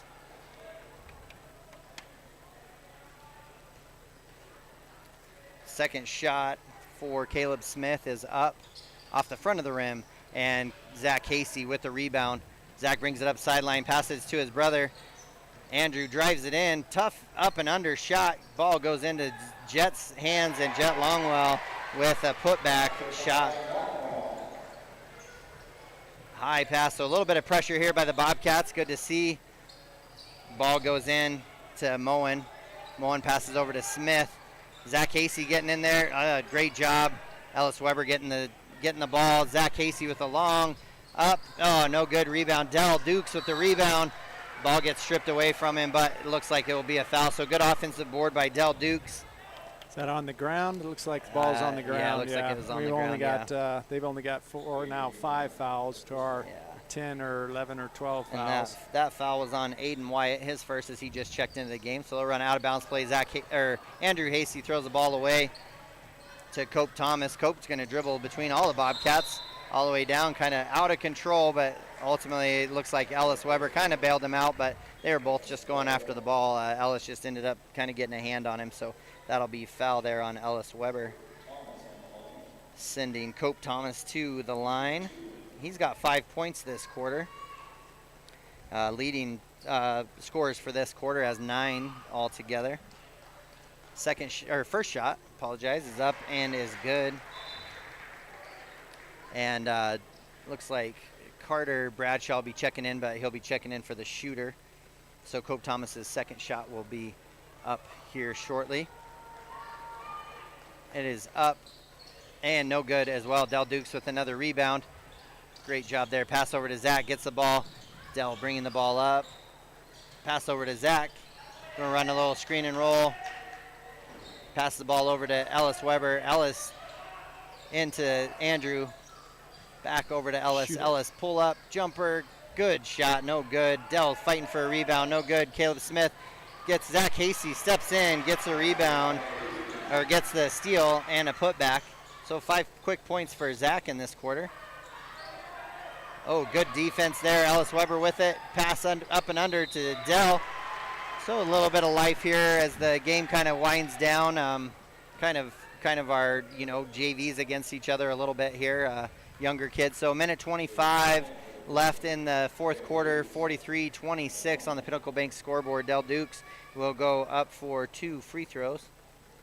First one is a little short. And if you look at the score last time, we had 48, they had 42, so they're on their kind of normal scoring pattern, but we're about half of what we had last time. So as you talked about, the chemistry search is not quite where it needs to be. Right, a little kind of we started out just on fire that first game, and fortunately just not the case this time. So ball goes in, and Ellis Weber again getting in there and fighting for the ball, causing a jump ball.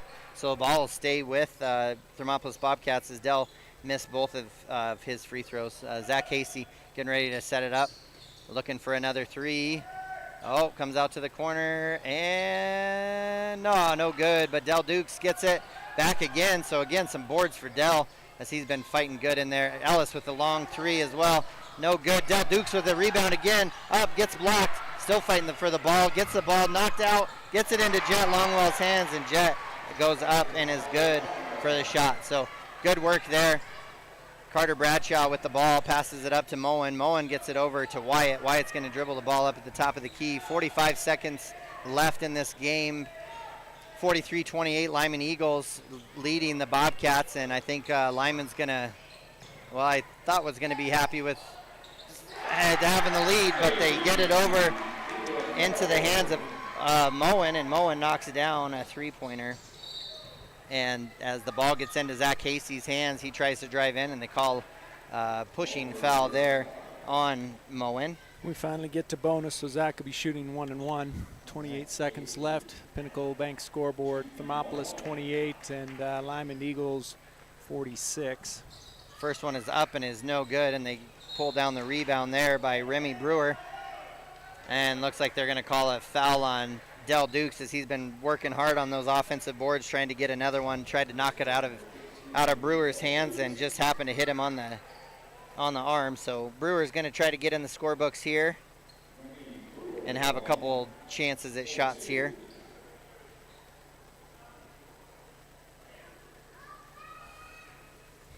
Bobcats being outscored 17-9 in this fourth quarter here. Shot is up and is no good for Brewer. So second one will come up. Just 26 seconds left in this game. 46-28. Lyman leads. Second shot is up and is no good as well. Dell with another rebound. Dell might end up with double-digit rebounds in the last 4 minutes of this game. He's been everywhere getting the rebounds. Zach forces a pass in through three. Lyman Eagles. Dell rips the ball away. Great fake. No look, or great fake there. Dell Dukes is putting on a show the last couple minutes of the game. He is. And foul comes again there. Ellis Weber. On Ellis. Ellis is second. So sends Wyatt to the line. Wyatt trying to get in the scorebooks himself here. 6 seconds left, 46-30. Shot is up and is good. So tomorrow night have a game, or tomorrow morning, early afternoon, I guess, 1 o'clock for the Bobcats. They'll be playing Mountain View. Second free throw is up and is good. Haven't seen Mountain View yet this year, so it'll be good for us to see a team here and see what happens. Zach Hasey with the three up and is no good. Carter Bradshaw gets the ball, and that will be game. So Pinnacle Bank scoreboard shows zeros on the clock. Bobcats lose 48-30 to the Lyman Eagles. And we will be right back for the post-game show right after this.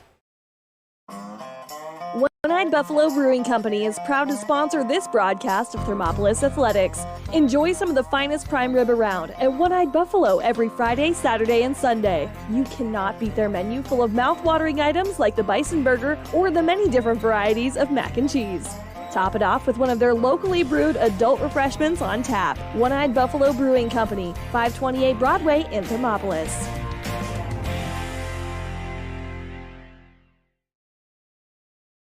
7 Lazy S Cafe and Bar in Thermopolis invites you to try the best breakfast in Wyoming. Try some of the hit dishes like the biscuits and gravy, the chicken fried steak, and the huevos rancheros. If it translates to ranch eggs, you know it'll be good. Try over 20 breakfast items on the menu. Find the kind of cooking that keeps you wanting more at 109 South 6th Street in Thermopolis. 7 Lazy S Cafe and Bar. Open Friday through Tuesday, 6 a.m. to 2 p.m. and for dinner, 4:30 to 9 p.m.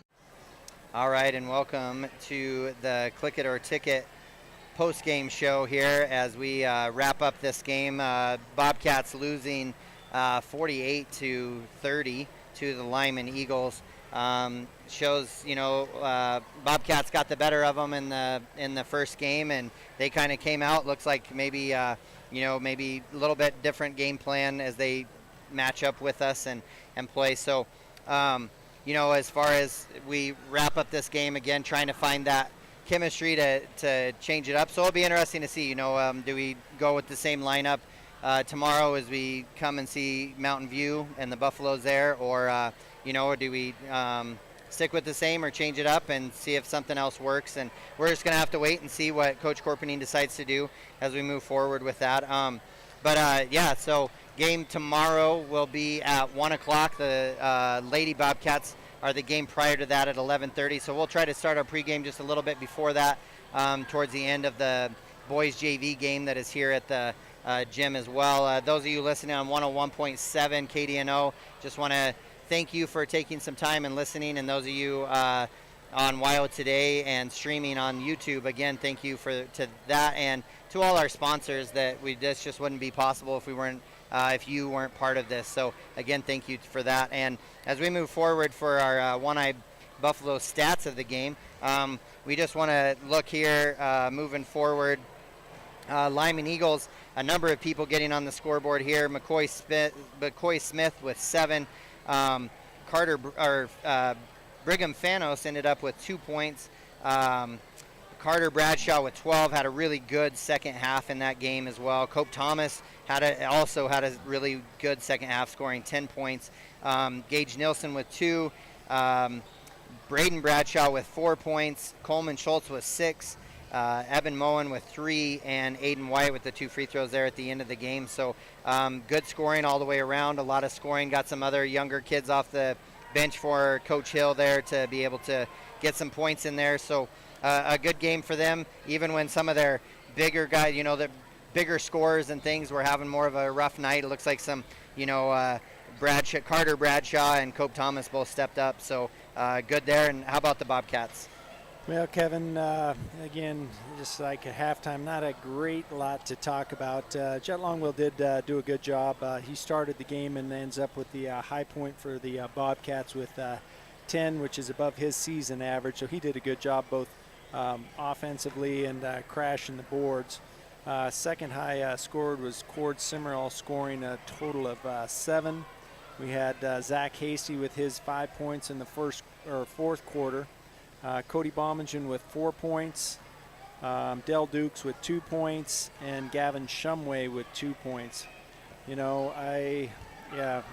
just as you said, on paper things look good. First half things were equal, but offensively we have to have some point production. Right. I mean, we can do everything else right, but if you're not putting points on the board at the end of the night, that's what wins the game. Right. Yeah, and I think look just tight and uncomfortable kind of most of the game as far as trying to run through the offense and knowing what to do. And Cord ended up fouling out of the game and kind of had some chances there at the beginning to get some shots up, and they didn't fall, and that starts making you kind of tighten up as well. And I think that probably went for the whole team all the way around. So as we continue the Click It or Ticket post-game show, I want to thank One-Eyed Buffalo also for sponsoring our stats of the game. And then we want to move into our players of the game. Our leading scorer, we want to, for the Papa Murphy's player of the game, again, Jet Longwell being able to score again above his average with 10 points, kind of doing it the whole game. Started in the second quarter, scored points in each quarter afterwards, and really worked hard on the boards as well.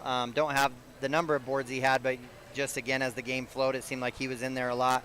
Worked really hard, saw some great passes, and maybe didn't get them all in there, but he's the last number of weeks. I do feel like we really see him working hard on the block, really trying to get the ball. So that's been really good. And although he didn't come off the bench, he did start. But Del Dukes will be our Gatorade player of the game as he did come in the fourth quarter and really kind of wanted to make a difference and really got on the boards, worked hard. Got the ball a lot, had a really nice finish and a layup there as well. So good to see him come in starting, but then in off the bench as well. And so those will be our Papa Murphy's and our Gatorade player of the game. We will be right back to wrap everything up right after this. And this is your Thermopolis Bobcat basketball. Here in Wyoming, we live by the spirit of the Wild West. Now where the sun's a little brighter, where the snows that fall are a trifle whiter, where the bonds of home are a wee bit tighter, that's where the West begins. We're the bank that's with you wherever that spirit, because we're more than a bank in Wyoming. We're Wyoming in a bank. Pinnacle Bank, the way banking should be. At some point, everyone is a pedestrian. When you're driving, yield to pedestrians. Wear light clothing. Walk on a pathway instead of the road. Look out for pedestrians. Avoid distractions like your phone. Look out for pedestrians, they're everywhere. We are the Wyoming and Lady Chiefs. We need you in our stand. There are two ways to buy 4x4 gear, the expensive way and the smart way. The expensive way is when you buy a new truck or SUV and the dealer sells you the brush guard, the heavy-duty bumpers, the steps, lights, winch, you name it. He rolls it all in with your loan into your monthly payment. But here's the smart way. Shop at Wyoming 4x4, where you get expert advice from Dan, quality gear, professional installation, all for a whole lot less than you'd spend at a car dealer. Wyoming 4x4 on North Federal in Riverton. The smart way to roll.